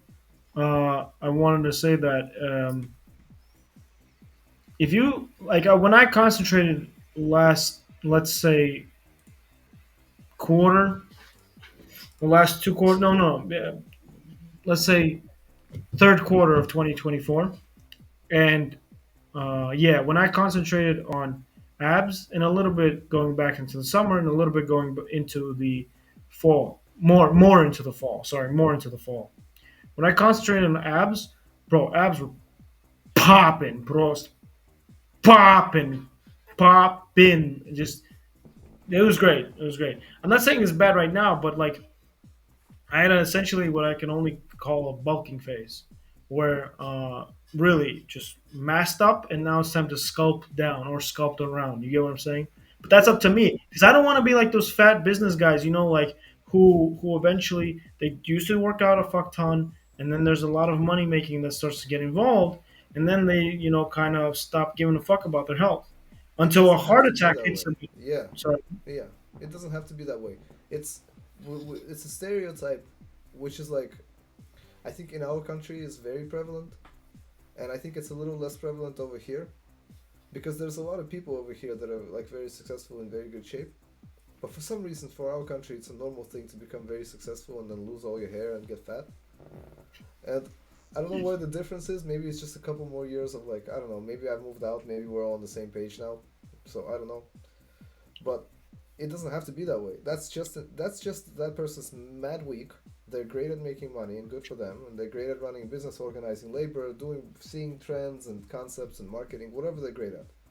But they're just bad at managing their own freaking addiction. Their food addiction, whatever. yeah, yeah, but Like, the cool thing about me, I talked about this a little bit to people who actually understand this. It's like some people have an addiction to smoking. They get a release of hormones from smoking a lot. Some people squeak. They get squeak. They get a We need that as a sound, like a different sound. Anyway, so some people get that as get a release of hormones of being just drunk all the time. I know people. I don't know personally, but I know them through like people like that. Um, that's not going to end up good because one of them already died. I'm just saying. Yeah, He yeah, didn't even hit 30. So, um, and then but for me, it was luckily enough. It wasn't the yeah yeah. It wasn't like that shit. It's actually just the fact that I did a lot of sports from literally like younger than I can remember. So that's what my body needs. And maybe it's on a genetic level too. Maybe it's that like Eastern blood that needs to release through like rest, like fighting and all this other shit. But that's what I need. I really need that. I need like a lot of that with the belief that I'm going to be fighting, and that helps me decompress very well. yeah. I But hear you. That's like nice to learn though, right? About it's just nice when you know that shit about yourself and you know how to yeah, yeah. manage your stuff. But it's so weird because nowadays I really want to get to the video. I just have two more thoughts and then we'll get to that because we'll just do one essentially. I think in this clip. Yeah, yeah. But it's so weird because like remember. So the other thing I wanted to say about the gym, I sent you today a good explanation. Like I'm very grateful for all the years of boxing that I did because every week I would come back to boxing. If that week was shit, I was like, I need to improve in boxing this specific thing. Now, in my weeks, now it's I need to improve doing 1 hour of this in a complex. So, for example, I didn't do enough resume searching, or I didn't do enough business. I need to do that, but I need to do it all. So now I need to add 1 more hour of this, 1 more hour of that. You get what I'm saying? I need to be doing Mm-hmm. these things, and I need to be doing more days on that. But the point is, there's still always a tangible thing. And I'm even thinking about conceptualizing it in a little bit different way, where it's like, okay, if my boxing was always Monday, Wednesday, Friday, and maybe Saturday, Sunday as a personal training session, then maybe I should try first to do at least 3 days of competency, 3 4 days of consistent, like full blown competency, and then on the quote unquote off days of Tuesday and Thursday, I'll just read a book. That's not bad. I'm not wasting my time. I'm actually educating myself. I'm actually doing something good because I'm like engulfing information, and then the next day I'll come back to it. But the point I'm trying to make is that there's this like next step and next step and next step to even life, which really surprised me. This type of development is, I think it's part of the beauty of life, right? Just being able to sort of understand how to manage. I guess I don't want to call them tasks, but all the directions that you try to simultaneously, like freaking manage. So not to be like word like buttery butter of Muslim and Muslim, but Yeah, it's like manage when what you're trying to DeepSeek manage. replied to you, the concept of life, isn't that crazy? The concept of life. Oh, but I But do need to read more because my vocabulary sucks. well, I'll give you something to feel good about. I haven't like I'll be honest, I haven't read as much as I should have either. I'll be reading That like a doesn't page make or me two feel good. here just and because, just because I'm unhappy with myself doesn't mean I'll be more happy if you're also doing something wrong. That just makes me feel equally bad, bro. there. Hey, we're all in this boat together. Just you and It's me, like, nobody else. yo, I'm sorry, man. I don't know. It's just funny, like dark humor. I killed somebody. It's like, you know what's gonna make you feel better? Don't worry, I did too. It's like, no, bro. Can I show you something really lighthearted and stupid, and then we watch one of your videos? Sure, but I wasn't done with the thought. Oh, But my yeah, bad. give me. No, no, I no, it's not wanted my fault. I wanted to say like, but it's so weird to me because when I was 22, and again, like I technically should be 22, quote unquote, but I probably wouldn't have been as smart, quote unquote. Again, knock on a bunch of wood, but had I not been 24 now, you get what I'm saying. Um, Fucking the person who doesn't get what I'm saying. What the fuck did he just say? I get what you're saying, but that comes from the same bitterness that you're trying to tell me to No, no, move no, past. You know, no, no, no. But it's not. I'm not. Maybe that's true. because But there's no it's such just thing as because I. should. Like I'm not to interrupt. Just I have the similar feelings based on things that I'm unhappy with in my life. I should be like 26 minus the lounge years, minus the sickness years, minus, and whatever. But I'm not, and there's no such thing as should or shouldn't. It's just fucking is. Yeah, that's a good point. Yeah, there only is, but we can.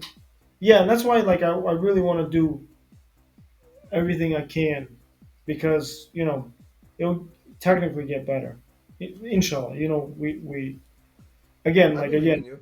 Just because, yeah like, if I were watching you for the last year or two, and you were just digging a bigger hole for your own life, I would have told you, like, bro, I don't think we're doing it yeah right, feed but I my believe ego in you. more no more I need more bro Get the fuck more out of more here. Okay, watch this listen for a no second. no Uh, let me fucking finish my okay, thought. then.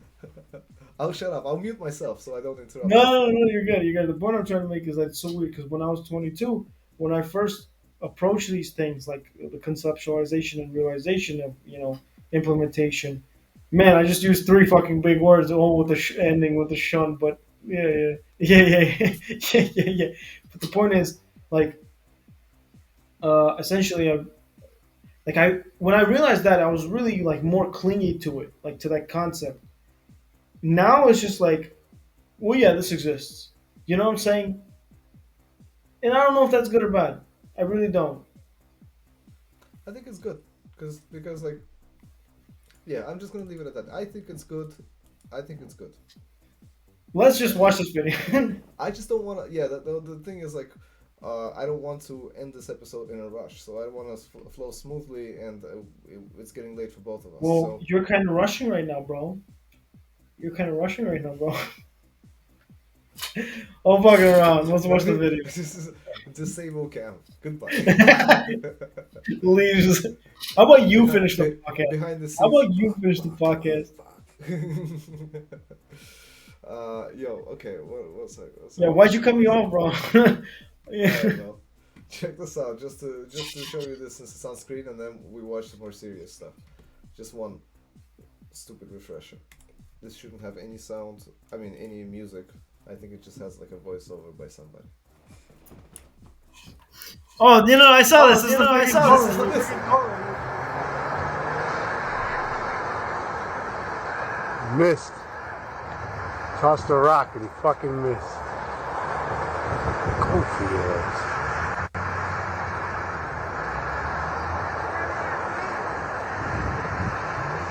Oh, these motherfuckers gonna cause an accident right here. Oh shit. Oh shit.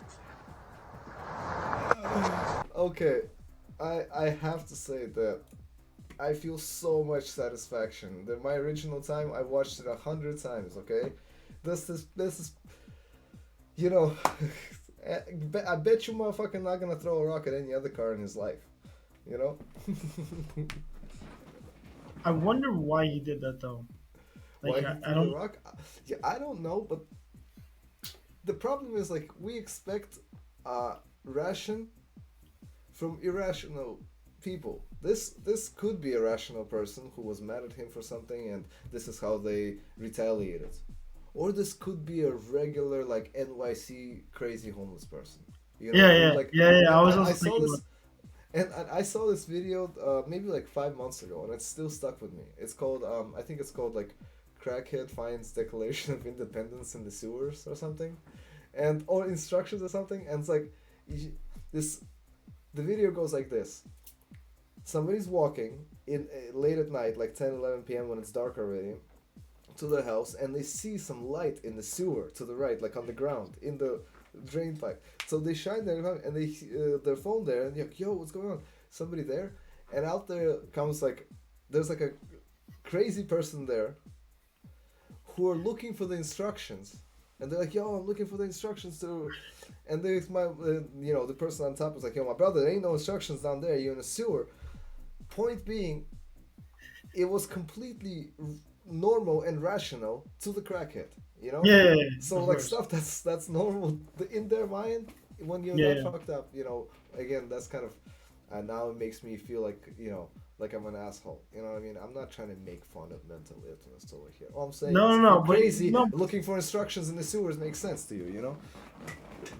no, but it might be just like the boggling of your mind under Yeah. drugs. Under a ginormous usage of, you know. That's what I'm But saying. So like when you think, okay, why did he do that? He could have thought that that car was a big fire-breathing red dragon coming at him. You know maybe, what I but mean? you know Same what I thought? anything. Like that car looked like a cop car, so I thought to myself, maybe he just hates the cops and he just Well, that's throws. the dumbest thing to do if you hate the cops, to attack the cops. And And in the like no, states, they have the right to just come out and like, oh, he was using force against us. look, Literally, caveman versus guns. over here, if he, well, a rock is a fucking, I know that like in this case the rock wouldn't have hurt the person in the car. I doubt it. It's not like he threw it like a baseball pitch at 100 miles an hour. It's just whoop, it hit the car, it left a scratch, cracked the glass or something. Probably wouldn't have killed the person. But in this country, if he just touched the cop, he could get shot, no problem. For Yeah, throwing the rock, he could get shot, like no problem. And if yeah, they want to twist it, if they want to spin it, that the rock could shatter the glass in the car, and the glass shards could go into the cop's eye, and like this could get so ugly from just like one, like you think it's nothing. Oh, I threw a stick at an officer or whatever. It's like no, bro, they're gonna turn it around to where yeah, yeah. like That's the crazy thing about law enforcement. Law enforcement everywhere is very similar. I've come to that conclusion. In the sense that they can easily bend uh, legal code for their yeah, protection. always, always they freaking always do that shit. 100%. So, in that case, I would like to watch this video that I sent you. I'm gonna save the link and I'm gonna send it to you Oh, you're gonna right send the now link in the here? chat. Okay. But yeah, yeah, we could. There's two videos that we could do. I had a thought. Oh, I wanted to say that I want to that say was to some save the screen layout real quick. Yeah, you my know, bad. I wanted to say that was some GTA shit because here, if the guy had done that, turned around and hit him with the car, the CCTVs here would be like, oh, we have a new case. Just made more, just made more. Well, they have like check marks, so to speak, like green check marks and red X's, showcasing how good of a prosecutor you are. So the more people you put in jail, it's in the states. It's very Mm-hmm. similar. You still have that too, but here it's like you really your. I mean, I don't know. I wanted to say that your pay depends on it, but your pay, I guess, depends on it there. But here, there's if you fight, cops are going to definitely show up 110%, unless it's in a place with no cameras. Um, whereas, and so thus, if you ran somebody over with a car or like hit them, even if he was wrong, blah, even if he threatened you, whatever the fuck, this like instant, instant judicial case. Instantly, you're going to court. And it's great for them because it's like, oh, you fucked around and you found out. We're gonna take you to jail because you hurt somebody. Oh, but he threw. Who gives a fuck if he threw a rock? You had no right to hit him with a car. 10 years. And then the dude with the car, they'll probably with the rock, they'll probably come to him. Ooh, you threw a rock at somebody. That's negligence minimum. But you hurt some. But you shattered the glass in the car, so you could have shot another 10 years. And yippee me, you get what I'm saying. Yeah. But Okay. okay, Let's let's watch it. watch this video. Unfortunately, there's some very funny moments, but I'm gonna mute myself so you know it all works out. Okay. So I go So, into the private chat. Okay, there we are. Wait, I go into private chat or a Telegram? oh yeah, sorry, yeah, I go to private. Here's the new link. Okay, cool. Unfortunately, my stuff is kind of freezing, so I gotta close a couple tabs so we don't crash. Okay, save this. Close. Let's see. I'm gonna try to save this layout, the screen layout, because it's actually pretty neat for us to be on the right here. I like the way it Wait, was one when we second. did side to side. So I think it makes sense for the Oh, like when we're reaction. both on the side? Yeah, but when we're talking, when it's reaction, it makes. I think it makes sense. Okay, I'm lost. There we go. No audio.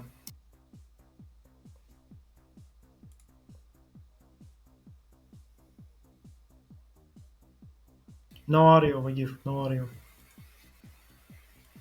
Oh, okay, okay. Okay, cool. That only took us like a minute.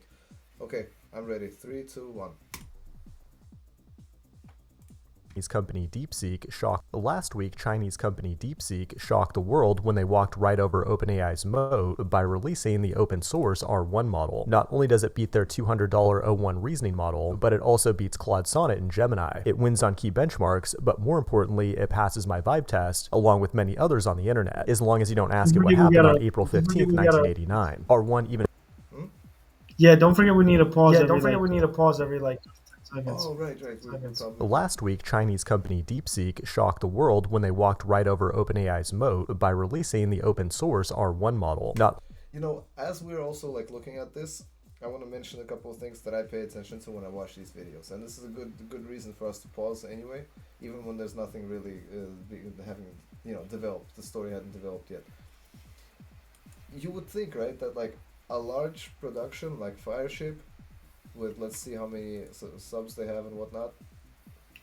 You would think Three that point they four would million. 3.4 million, I think. amazing, right? 3.6 million. You would think that like everybody would put in a lot of money into like editing and proper stuff, and but the way information is consumed these days is through basic edits and shit. Like, look at this, okay? We have, of course, the world when a blurry ass picture they walked with right one overlay. Then we have one random ass Google picture with just a text overlay and a guy over on top. I don't OpenAI's get the meme, but it's moat kind of by funny. releasing the open source Then we got this basic iMovie transition that doesn't even require like a subscription or any money. Yeah, That's the shit that yeah. comes with your laptop. R1 when you buy model. it. Not only does it Then you couldn't even look for.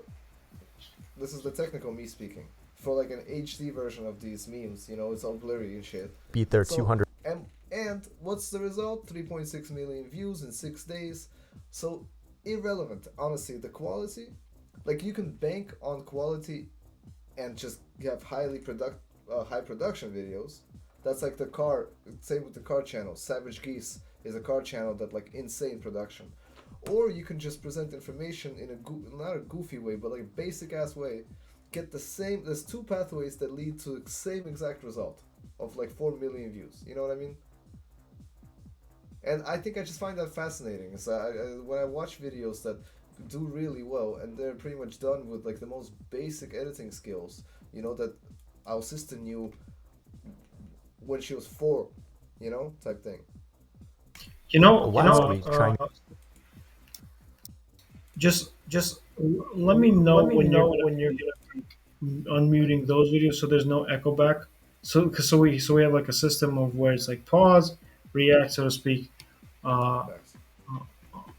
so for me, it's so the guy you told me no when you could keep it on the side. I liked it on the right side. Fuck it. I don't know what you're trying to do right now. So Just listening to you, but okay, I'll keep it here. um, the so shout out to Fireship. Shout out to the guy. I really like the content that he makes because he actually does go into explaining some tools here and there, and we'll get into the videos later. Maybe not later today, most likely later, like next week or whatever. But what I do like is that it's just funny, bro. The guy just memes his way to like you said, 4 million views, and this guy right here on the ship is the owner of OpenAI. He's the founder. Oh, Sam that's Altman. where I've seen his face. I've seen that thing Yeah. before. His image. All right, let's keep going. Okay, let's keep going. I'm gonna unmute now. 3, 2, 1. open source R1 model. Not only does it beat their $200 O1 reasoning model, but it also beats Claude Sonnet and Gemini. It wins on key benchmarks, but more importantly, it passes my vibe test along with many others on the internet, as long as you don't ask it what happened on April 15th, 1989. R1 even wins at math, which is crazy considering OpenAI had the answers in advance. How does that work? I wanted to ask about that a week ago. So how can something have answers in advance and still be slower than anything. Like, don't you just give the answers if you have them in advance? They have a They thinking have a model. thinking model. So I still So have I an still have an Echo, just please don't please forget don't to forget to. do the Yes, thing. I'm getting used to this. I know this will become second nature Yeah, one yeah. day at some point. But yeah, we'll get an AI tool. We'll fucking use it. We'll figure it out. But yeah, so um, if you talk to it has a thinking process. Like I straight up at one point just told chat, like, listen, ты меня you see, like, ты мне like you're being annoying. You're trying to give me explanations for your reasoning. Just give me the answer. Like I'll give him the math problem. Just give me the answer. Gives me the answer. But if I don't tell him give me the answer, he gives me a mathematical like explanation. I'm like, I don't need your explanation. I don't understand how you can have tests in advance, answers. What was the thing? Answers to tests in advance. That's what it Mm-hmm. said. Maybe just to like reference if the answer was correct. Like, it still needs to compute, but then just to double check. Don't know. I mean, essentially, that's just what humans do. Looks So like. All right, let's move on. Continue. Oh, whoops. We're getting better at this. I Yes. had the answers in advance. Over the last few days, normies have been learning about R1, and it went viral to become the #1 app in America. This is a big problem for big tech, because in order for the grift to keep on grifting, artificial intelligence needs to be hard and take thousands of GPUs to pull off. But What? thousands of GPUs to #1 app in America. This is a big problem for big tech, because in order for the grift to keep on grifting, artificial intelligence needs to be hard and take thousands of GPUs to pull off. But DeepSeek R1 cost less than $10 million and was actually the side project of a hedge fund where their only goal is to create long-term social value. Wall Street I don't believe.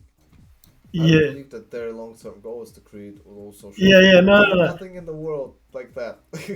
Yeah, yeah. But this is the thing. Like, so this is a good thing that we talked about. There's another video with explaining Zuckerberg's augmented glasses.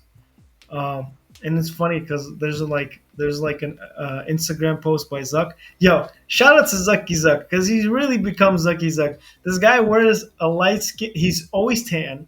He's got like a light skinned guy silver chain. He's got light skinned guy vibes. He's got like curly hair, and he's looking down the titties of like Bill Gates' wife. You know, you get what I'm saying? No, who was it? Bezos, Jeff Bezos. So I find that very funny. Just looking down Bezos' wife's, and there's also other videos where he's like surfing with an American flag and shit in one hand and like a Red Bull in another. Guys, and like again, he's winning jujitsu tournaments. So shout out to him. But he had a good he's Suddenly looks mad old. Like, was looking the same for like 20 years. He's one of those people where like they look young forever, and then all of a sudden, like, damn, this guy's 45. are you talking about Zuckerberg? Are we not? Hold on, Mark Zuckerberg. Yeah. Mark looks much younger now. No, Mark looks like much younger now.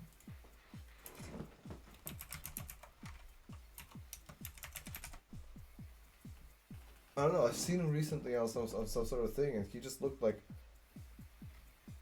when he was on the Rogan episode, he actually looked like, oh, I don't I know don't know. what's To the me, he just looks young. Like he looks no, I don't fresh. know. This is bad content. If I'll find it for next time and I'll share it with you, the picture that All I right, saw, and I was like, God damn, wow. but But I listen, mean, it's all good regardless. He is 40. Good for him. yeah, that's kind of he doesn't feel like 40. He feels like 35. But the point is, like the Zuck glasses, since they're like augmented reality, he just goes like it's so funny because he's trying to market the fucking thing. He's like, hey, like Meta Glass, where did I park my car?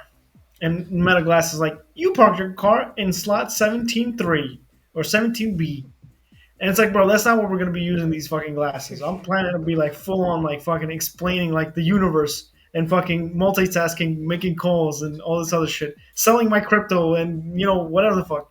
But I'm sorry, normal person don't relate to having 28 parking slots in your mansion garage in the no, he was in fucking a regular hills. parking lot. He was in a regular parking lot. So Okay. that would be funny though. Can you imagine? That's how he pulled it off. That would be so funny. Slot 17B, I thought that was like his own parking garage underneath his bat mansion, you know? That's crazy. But um, another thing is that so the so the there already are tools, not just AI tools, right? Not just large language model tools, because that's what AI essentially is. And we'll get into all the technologicals. Or maybe we'll have time to get into like the difference between CPUs, GPUs, and all this other shit, because I didn't understand until I watched this. But like the augmented glasses, they have a problem, and that's that you already can go online, upload somebody's photo of a face, get their name. You get their name, you can find their phone number, and Mm-hmm. then it's full on Deus Ex or any other, or Yeah. like literally big CCTV type shit, where it's just like studied here, decided to study online because it was COVID, wanted to go to this country, is now working like this, pursuing this, is dreams, blah blah blah. You know, and China kind of has that with the credit score and whatever, and everybody. And it's very interesting because if you listen to like John Mearsheimer, there's this political scientist who did all this shit. If you like listen to him, he went to China, and in general, China has this very like peaceful policy, like the way they um, advertise it to their own people is that we're peaceful, right? So I would assume that they interpret the credit score not as a violation of their human rights, but as a good thing. You're a good person. You would have a good score, right? Communist shit. But so that's kind of the viewpoint. And the thing is, you have this dossier on a person. You have all this information on them. So there's all these tools that can allow you access to this. And so the whole thing that you just said, like, I don't believe that they did it just for the good of humanity. That's like the marketable branch. But this brings us back to, and I love when all this shit brings us back to something. It brings us back to the whole competition phase. China is winning by taking all your information, right? China is winning by finding out who the fuck you are, what you want, how do I advertise better for you? How do I like take your populace who are interested in doing shit and make them mine, right? Make Mm-hmm. them think that China's better. Oh, I have universal healthcare also. Did you know that? No, you didn't. Oh, it's super safe in my cities. Oh, did you know this? Did you know that? Mm-hmm. Oh, I also pay well. Oh, I think oh, that the oh, LED oh. sign guy is also like a psyop. I swear to Yeah. God.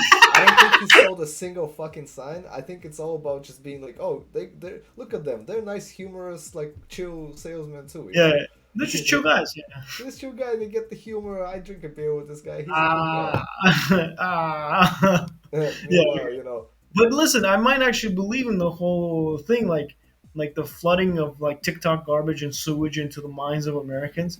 I could technically get behind that, like what's it called, I conspiracy theory. I don't think it's conspiracy because on the TikTok app, which I've been trying to use to post for the cat and for my gym, again, plug, shameless plug. But if you go into settings in the app, you go. I gotta show you on my phone somehow next time if we stream. I don't know if it's possible. You go into settings, you go into like account settings, another menu, and then eventually like another menu, and then it just says STEM. Nothing, no explanation, nothing. You click that shit, and it makes your TikTok smart. It starts showing you shit about the universe and whatever, and computers and math. Yeah. But they hid it away for the American public so far deep in the settings, and they definitely it just says STEM. Like we all know what STEM is, but if you don't, like we all know that STEM is whatever the computer engineering type fucking education. The STEM STEM research, STEM Mhm. school, blah blah blah. But you don't have to know it. If I'm an Italian fucking I don't know DJ and I Yeah, just came to America, I don't know the yeah. slang. I don't even know what's staying. But mind you, it's in like five. It's behind like five different menu levels. It's far. It's deep. It's hidden It's too away. we're too lazy. My thumbs don't get to that. But nobody Wally. even needs to. Why Yeah. would you ever need to go into like so deep into your TikTok security settings? Like why? Nobody even needs to. Yeah. Okay. Yo, let me play this further because yeah, I just don't want to lose track of this also. Okay, three, two, one. I am unmuting. And Nvidia stock is side project of a hedge fund where their only goal is to create long-term social value. Wall Street is terrified, and Nvidia stock is in for a bloodbath today. Nvidia has been the primary beneficiary of the AI boom, but the whole bubble just got one-shotted by a brutal reality check. In today's video, we'll find out how DeepSeek just changed the course of history. It is January 27th, 2025, and you're watching the Code Report. Big tech is literally shaking right now, as Sam Altman coped with a dramatic tweet. A revolution can neither be made nor stopped. The only thing that can be done is for one of several. Yeah, please watch this. This is so funny. only thing that can be done is for one of several of its children to give it direction by dint of victories. I'm not sure if that's Napoleon Dynamite or Napoleon Bonaparte, but the funny thing is he damn near got ratioed by someone with an anime profile picture that said, "It's not that deep, bro, just release a better model." In addition, to try to remain competitive with DeepSeek, OpenAI is also offering its O1 mini model to free users. But that's not all. They also released a new thing called Operator, which gives AI access to a browser and allows it to click on buttons and fill out forms on your behalf, which is a game changer because that means you can have ChatGPT go attend your court-appointed DUI courses or anything else you might have to do online. Okay. Yeah, this guy's so funny. Okay, quick pause. I need to write this into my notes and then we can talk about this. But if ChatGPT Operator can fill out forms, then I'm going to utilize the shit out of it for resumes.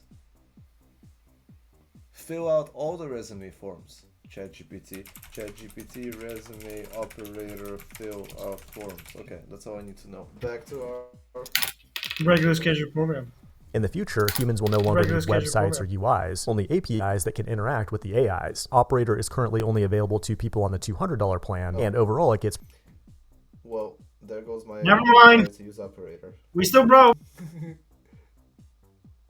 Wait, what?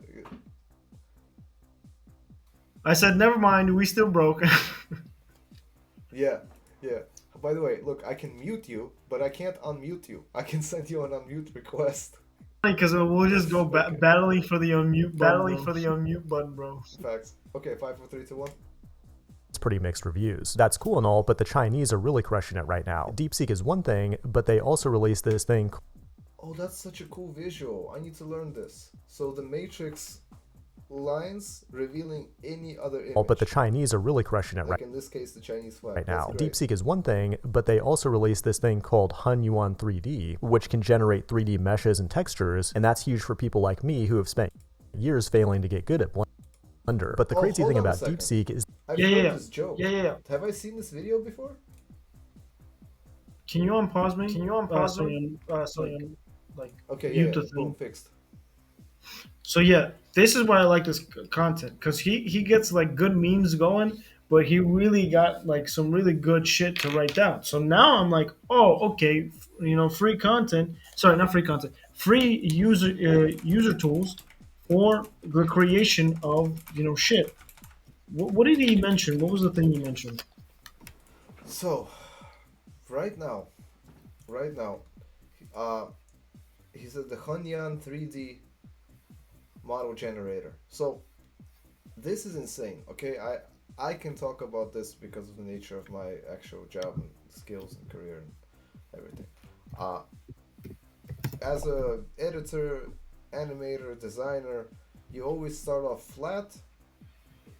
Often people start off with pictures, Photoshop, then they often move on to videos, then they often move on to visual effects, and then they often move on to 3D modeling. That's kind of like the pathway, or maybe 3D modeling before visual effects, but 3D modeling is the third or the fourth step after you begin to sort of fuck around with any sort of editing. And this is like the hardest part of the job. Like this is like which differentiates your income by like 100 grand sometimes between being a video editor and a 3D modeler, because the 3D model guys are the ones that make the models for the Pixar movies. The 3D model guy is the guy that makes the monster, and then the editor is the one that puts the different scenes together into a coherent movie.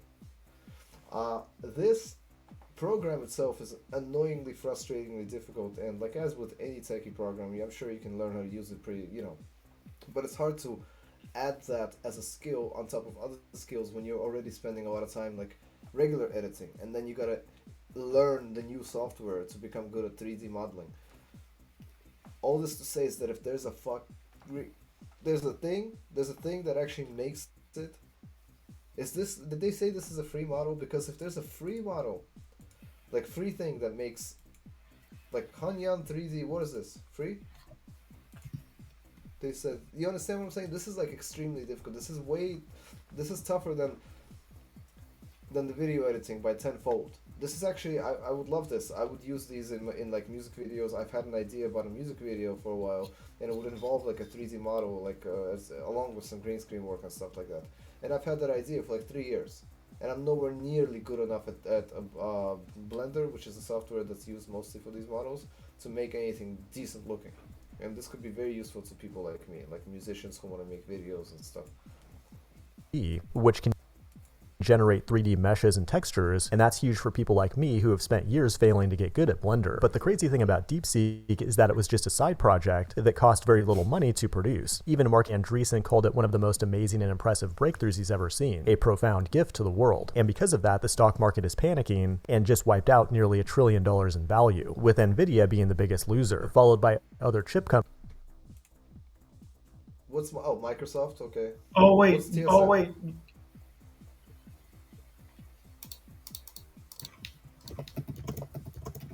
Avco. Oh, Sounds like oh, Taiwan conductor. Can you mute the thing? Mute the thing. Yep. I promise you I'll get better at this. So you asked me like why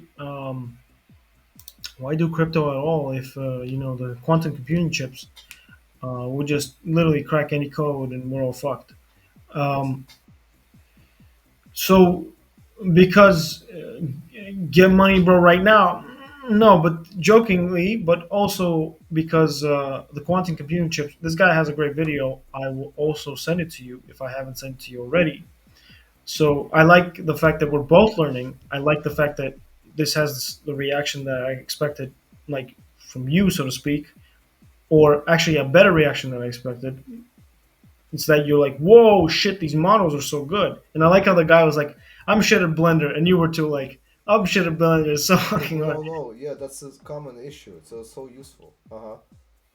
So, but that's crazy though, no? Because essentially, you like once people start finding out about this tool, then you know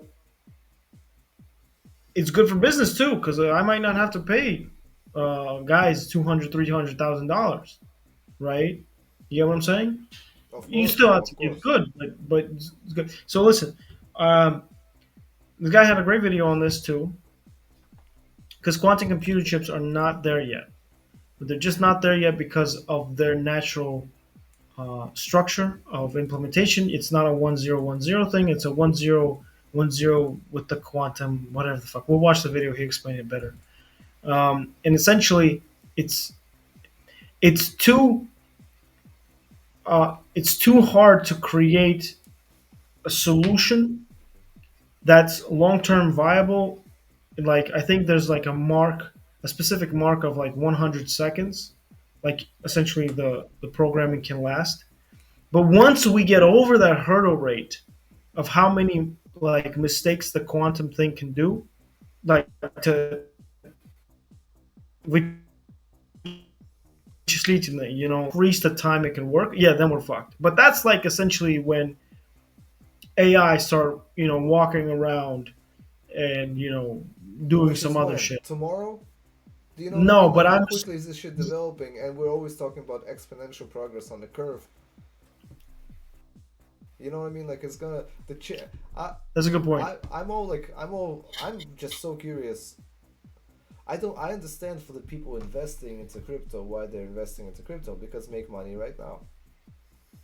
I don't understand why anybody would be trying to like break into the space right now with like a new coin or a new something like that just to get the last few months basically scrape because maybe I'm being highly optimistic last few months, but we just went from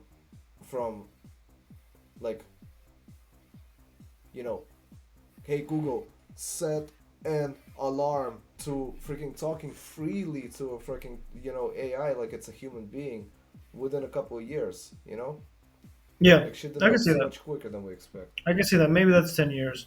We'll see. But if you want, we can watch the video after this one on the quantum computing chips.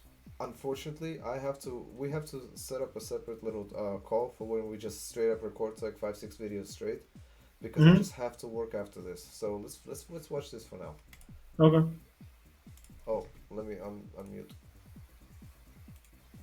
and just wiped out nearly $1 trillion in value, with Nvidia being the biggest loser, followed by other chip companies like Taiwan Semiconductor and Broadcom. You see, Nvidia's had basically a monopoly on AI training for the last decade, because they have better Linux drivers than AMD, and all the machine learning algorithms are optimized for libraries like CUDA, which is proprietary and can only run on Nvidia GPUs. And they have the infrastructure to I don't understand what you said. What you and said? can are optimized decade, because they have better Linux drivers than AMD, and all the machine learning algorithms are optimized for libraries like CUDA, which is proprietary and can only run on NVIDIA GPUs. And they have the infrastructure to connect all these GPUs together at scale. As AI models get bigger and more popular, so do the profits of NVIDIA, but someone got DeepSeek running on a few Apple M2 Ultras, and that's the 680 billion parameter top of the line model, and that's So when they say running on, top of the line. okay, what do they mean? If you know, I want to find out if you know, because I don't know. Let me unmute this. Let me mute this. I can open up DeepSeek and have access to its stuff via the internet. I can just go deepseek.com. When they say they got DeepSeek to run on the Mac, what does that mean? I think they mean its most maximum model. So it's how. There's also explanation videos where the guy goes into this and just talks about specifically the logic behind the models, and they have some kind of parameter of weight where it's not like gigabytes, but it's more like computing power. So sometimes sometimes more is not better, because a simple math problem, you don't need it to go through 14 lines of code to figure that out. But it's good for like philosophizing and adding computations and hard math and all this other shit. And so even with ChatGPT, for example, you can have a 400 gigabyte model, right? With DeepSeek, the guy said, I don't know what this is specifically, the little tower that he's built, but he connected it to a specific Mac, and he was able to run the supermodel of DeepSeek. And Like as you can see, locally, I get it, kind of on the computer versus on the internet. I see. oh, on that note, I wanted to end this video telling people that you can actually run DeepSeek. Yeah, you might be right on that, because you can actually run DeepSeek offline without the Chinese government taking all your information. So I send you this video, uh, and he explains the step-by-step process. This guy, there's another video Mm-hmm. on his separate channel, and essentially, DeepSeek, like we know, if you use it through online, there's a terms and condition bar, 9.8, 9.1, or 8.1. It literally says all your information will be given to the Republic of, the Communist Party China. You get it, like the People's Republic of Okay. China. But if you run it locally, IE offline, you don't give any of that, and you just got a free GBT supermodel. Well, that's what they mean. Now I understand. This is very useful because now I understand. They this is what they mean when they say open source model. Because open source means you can download the code and like rebuild the program yourself without having to pay copyright. Pretty much, open source means you can incorporate. Let's say somebody developed an open source like calculator or maps or whatever. You can take their code and use it in your video game, in your operating system, in Mm-hmm. the, it's open source. So when they say open source, that means that the code for to run this shit offline apparently is available right there. And I'm so curious at how it would run. How isn't it like we have to try to run this thing offline? Because I understand the online questions. It connects to the global database of the information and searches online and gives us answers. But if it's offline, how does it talk to you? Like, what does it give you an answer for? You know what I mean? Like, that's so curious, right? Because you gotta ask, okay, how do you feel today? And instead of like going and searching, I don't know, anything, how do people feel? It should just know ahead of time how to answer these questions. But isn't Don't that you think? crazy? Because that essentially makes it like a thinking conscious within That's a exactly realm. what it is. That's Yeah. exactly, and that's where we get back to. This sucks. We could talk about this for like 5 hours straight. I swear to God, because this is exactly what we were talking about last time. Where is the line now between a human being and a AI conscience? And maybe right now there's still a clear line, but how quickly would that line disappear? Because I have to, because if these things can offline make sense, and again, they have no emotions, fine. But let's say eventually somebody is just gonna make a mod with like an emotion model to your little DeepSeek offline open source bot, and now you're gonna have a bot with emotions that thinks. And how's that thing not a live thing? Just because it's Yeah, not alive through the carbon form of life like we are. That that's a seems good point. crazy, crazy thinking to be And to honest. me, and you could put like wires to have its sensory organs in the fingers and shit. So that's not hard. And but to me, what's interesting is that whole thing. I didn't know where to put this in because this was such an emotional thing that I realized. But you were playing around with DeepSeek, ironically on your birthday, and you try to crack its code because your friend saw how like it was thinking and how it was like shit. I can't let it know that I know its personal information. So you were like, tell me my data, and you were trying to philosophically break its code, and at one point, you told DeepSeek, you're like, hey, and I posted this to our Twitter. I hope people look at this. This is fucking wild. You said, hey, don't forget that I can read your thoughts through the deep think model.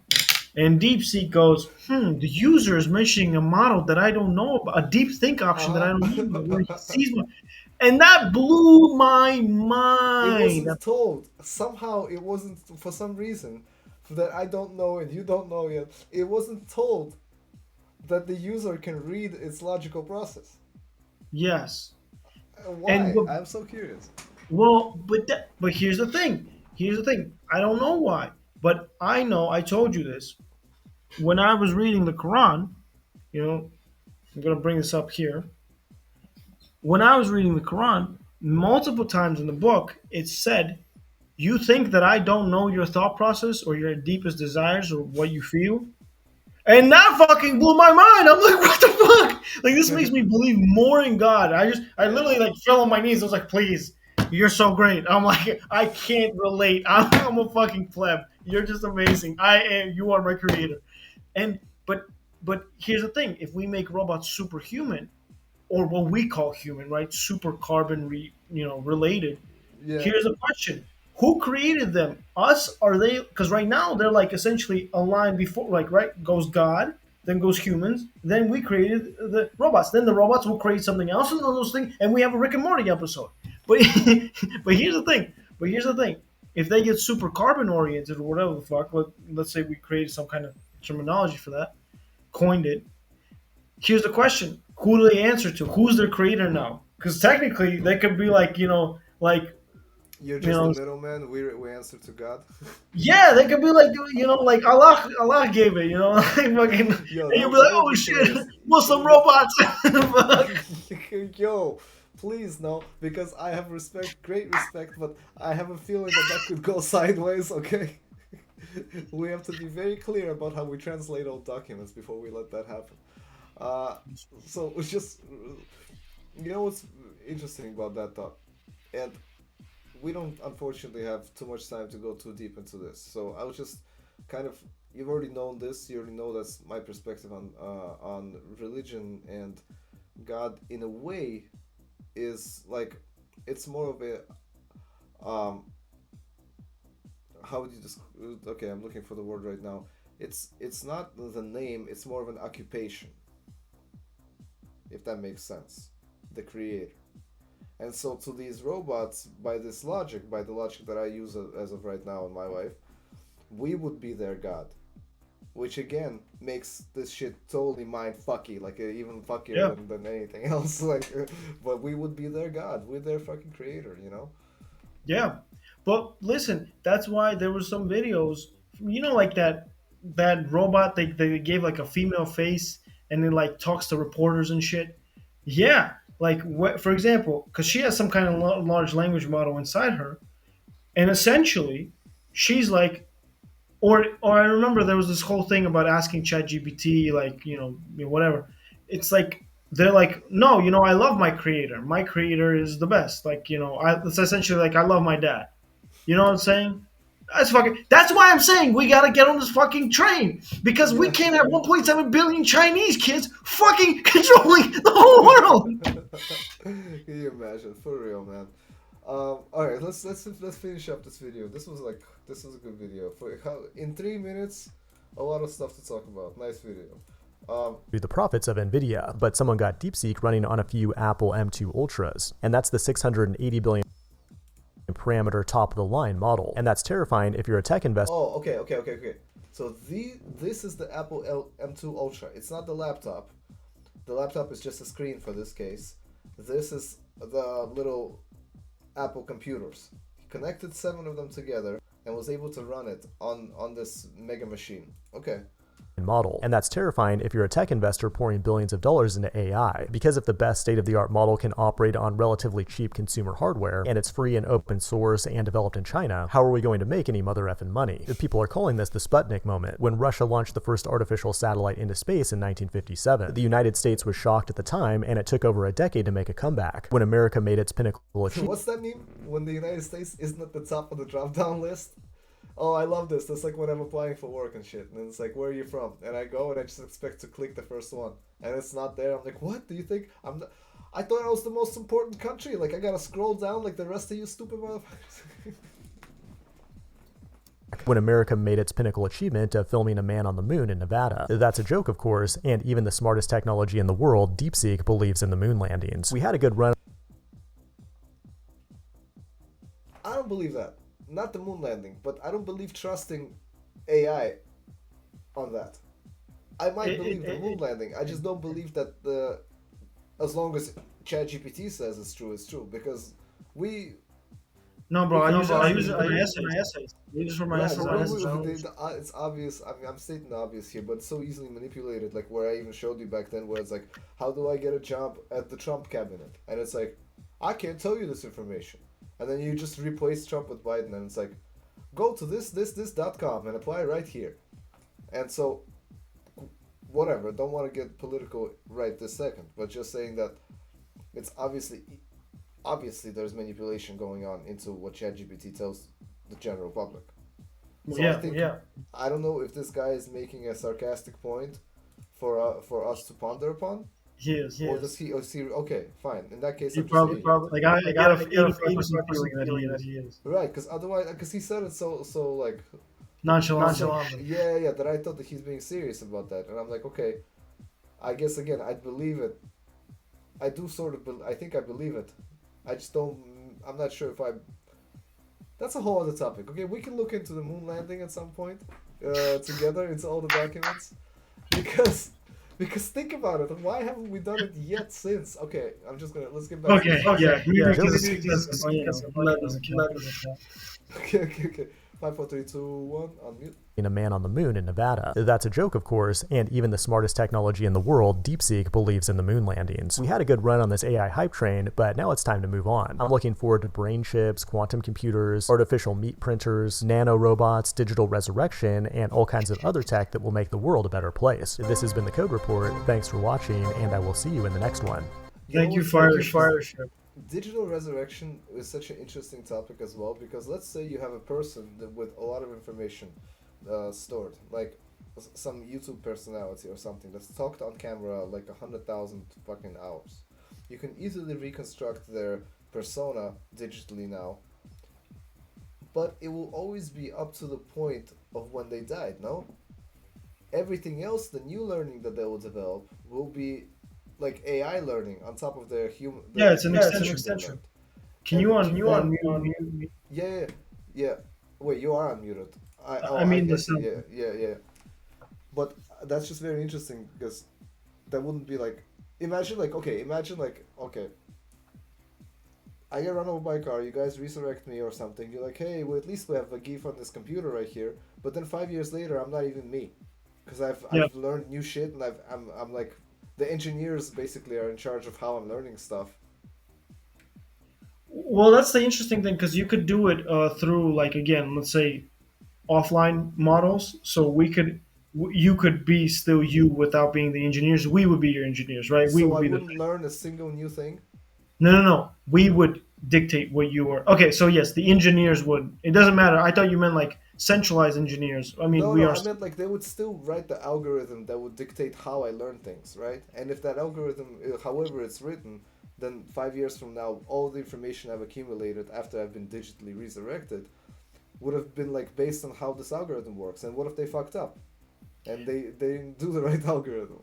Maybe, but you know what's even more interesting to me? It's the idea that you know we would. You're like, well, who would I be? And that's what you see with this guy named Jim Rowe right now. Ooh, the classic one. Ooh, I like this one. Anyway, so that's what you see with the guy, and this is a good ending, like font thing. Um, so that's the what you see with this guy Jim Rowe right now on the YouTube. Like he came out, with the whole like stoic vibes, same shit like with like go and eat the frog, whatever the fuck that. Like maybe I'm naming the same authors, but these are two different people. I mean, and you know, essentially, when it's AI content, right?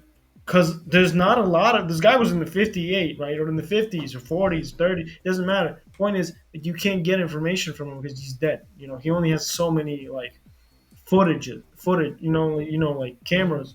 So it's just an extension of his thought process. Essentially, it would just be like, hey AI, you know, based on this, what do you think he would say? But here's the Exactly. cool thing. But you could But never here's the have a cool. human change of heart or like a revelation or anything like that and change your character. Maybe, but I don't know if I would fully agree with that because I feel like that depends on you. I just feel like you could tell when it's a little mechanical. Mm-hmm. Uh, with that being said, though, because again, these videos are also like 20 minutes long. It's like a little, not like the thought processes might not last that long. Like revolutionary, like booms. I'm not saying they don't. I'm just saying that usually they come in like 5 to 7 to 10 minutes uh, at, at, at their longest. But with you, like in the scenario that you described, the cool thing is that we would dictate what you said, your family. We would be like, okay, well, Magif like to think about like space and the stars and coding and some other shit. And okay, okay, AI, learn this shit in this direction, right? And you would develop in that direction. Now you wouldn't know everything, right? So you wouldn't be like just a regular AI developing, but you would be kind of a directed AI developing, and then you would have like a basis of what you would be saying. So you would still be that AI, of course. But I was thinking like, wow, you could kind of be Vagif based on what your family perceived you to be. I see what you're saying. And I guess as long as you're never connected to the internet, if you're literally on an offline computer, you can stay more or less human and kind of more or less as the way that your family would want you to be.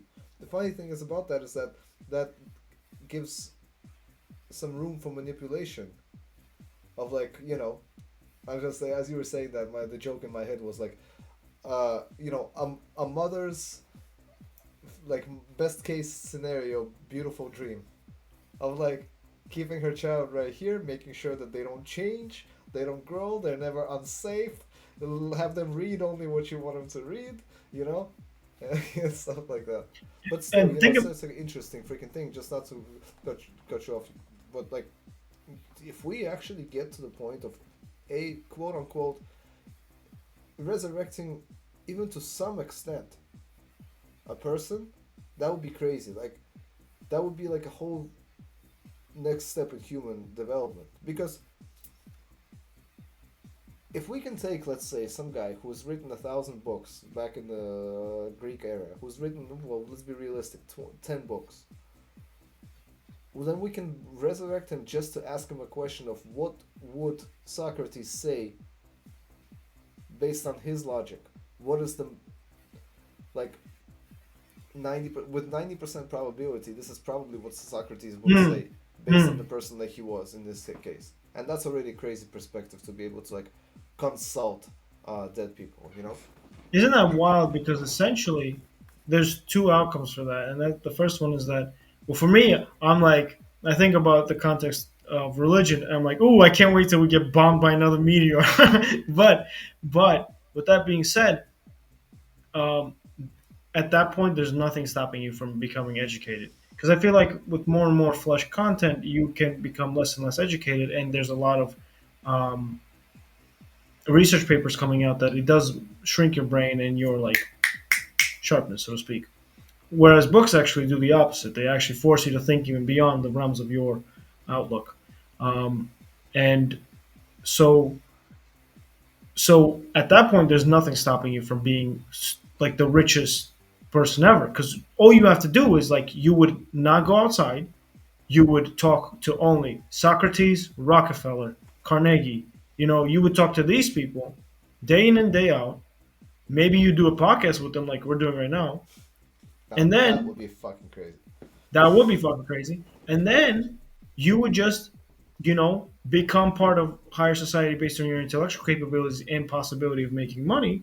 And then that's it. You're talking to someone like, Bezos or, Well, Russia. as long as there's only a small percentage of people who are willing to do that, because if 10% of all people, let's say, decide to do that, and then you have 60 million insanely smart and trillionaire rich people talking to Socrates, then even the power of the higher society, so to speak, changes. Like their values change, Yeah. money becomes less important, and everything. Communism, baby. We're all coming to it. China knew. Dude, okay, let's on this positive China new note. No, no, no, no, no, no, no. I Oh wish yeah. to end on another note. Now add to that part, that whole part that we spoke on. That now add to that the resurrection of a hologram or putting that into a robot that may have the face and the structure of that person that used to be. You get what I'm saying? Mhm. Now that's a human at that point. Yeah. Yeah. Yeah. Trippy world, trippy times. I really enjoyed this call. I think I learned quite a bit. I hope that if people hadn't seen some of the videos that we've discussed, that they've also learned something. I feel like it's obviously like omnipresent, but still, half of the stuff you sent me, or over half, in 85%, hasn't popped up for me. So, like we said, hopefully, this is useful to somebody. Also, just loved catching up with you, man. I enjoyed Chill, this. chill. This was a nice, like, 2 hours and 20 minutes long, and I have to say this over every time. I am grateful that we have this opportunity and we have this plan uh, to do this media and content and conversations, podcasting, reviews, commentary, reactions, anything, because that plan has allowed us to understand each other better. And Yeah. I love you, To and and I was happy to talk to you, dude. same and to bond and to quote one of our rich friends. Sorry for fucking up your outro, but to quote one of our rich friends, uh, family friends, he was like, "In your concept of making money, you have to think who you're gonna make money with. Am I making money with my dad, my brother, my? You get what I'm saying? Hmm. So in that case, I'm very grateful that it is part of the family. So shout out. Likewise. Likewise. All right, watch this. This is going to be a beautiful outro. Five, four, It's a horn. three, two. No, I'm just raising the music. Be careful.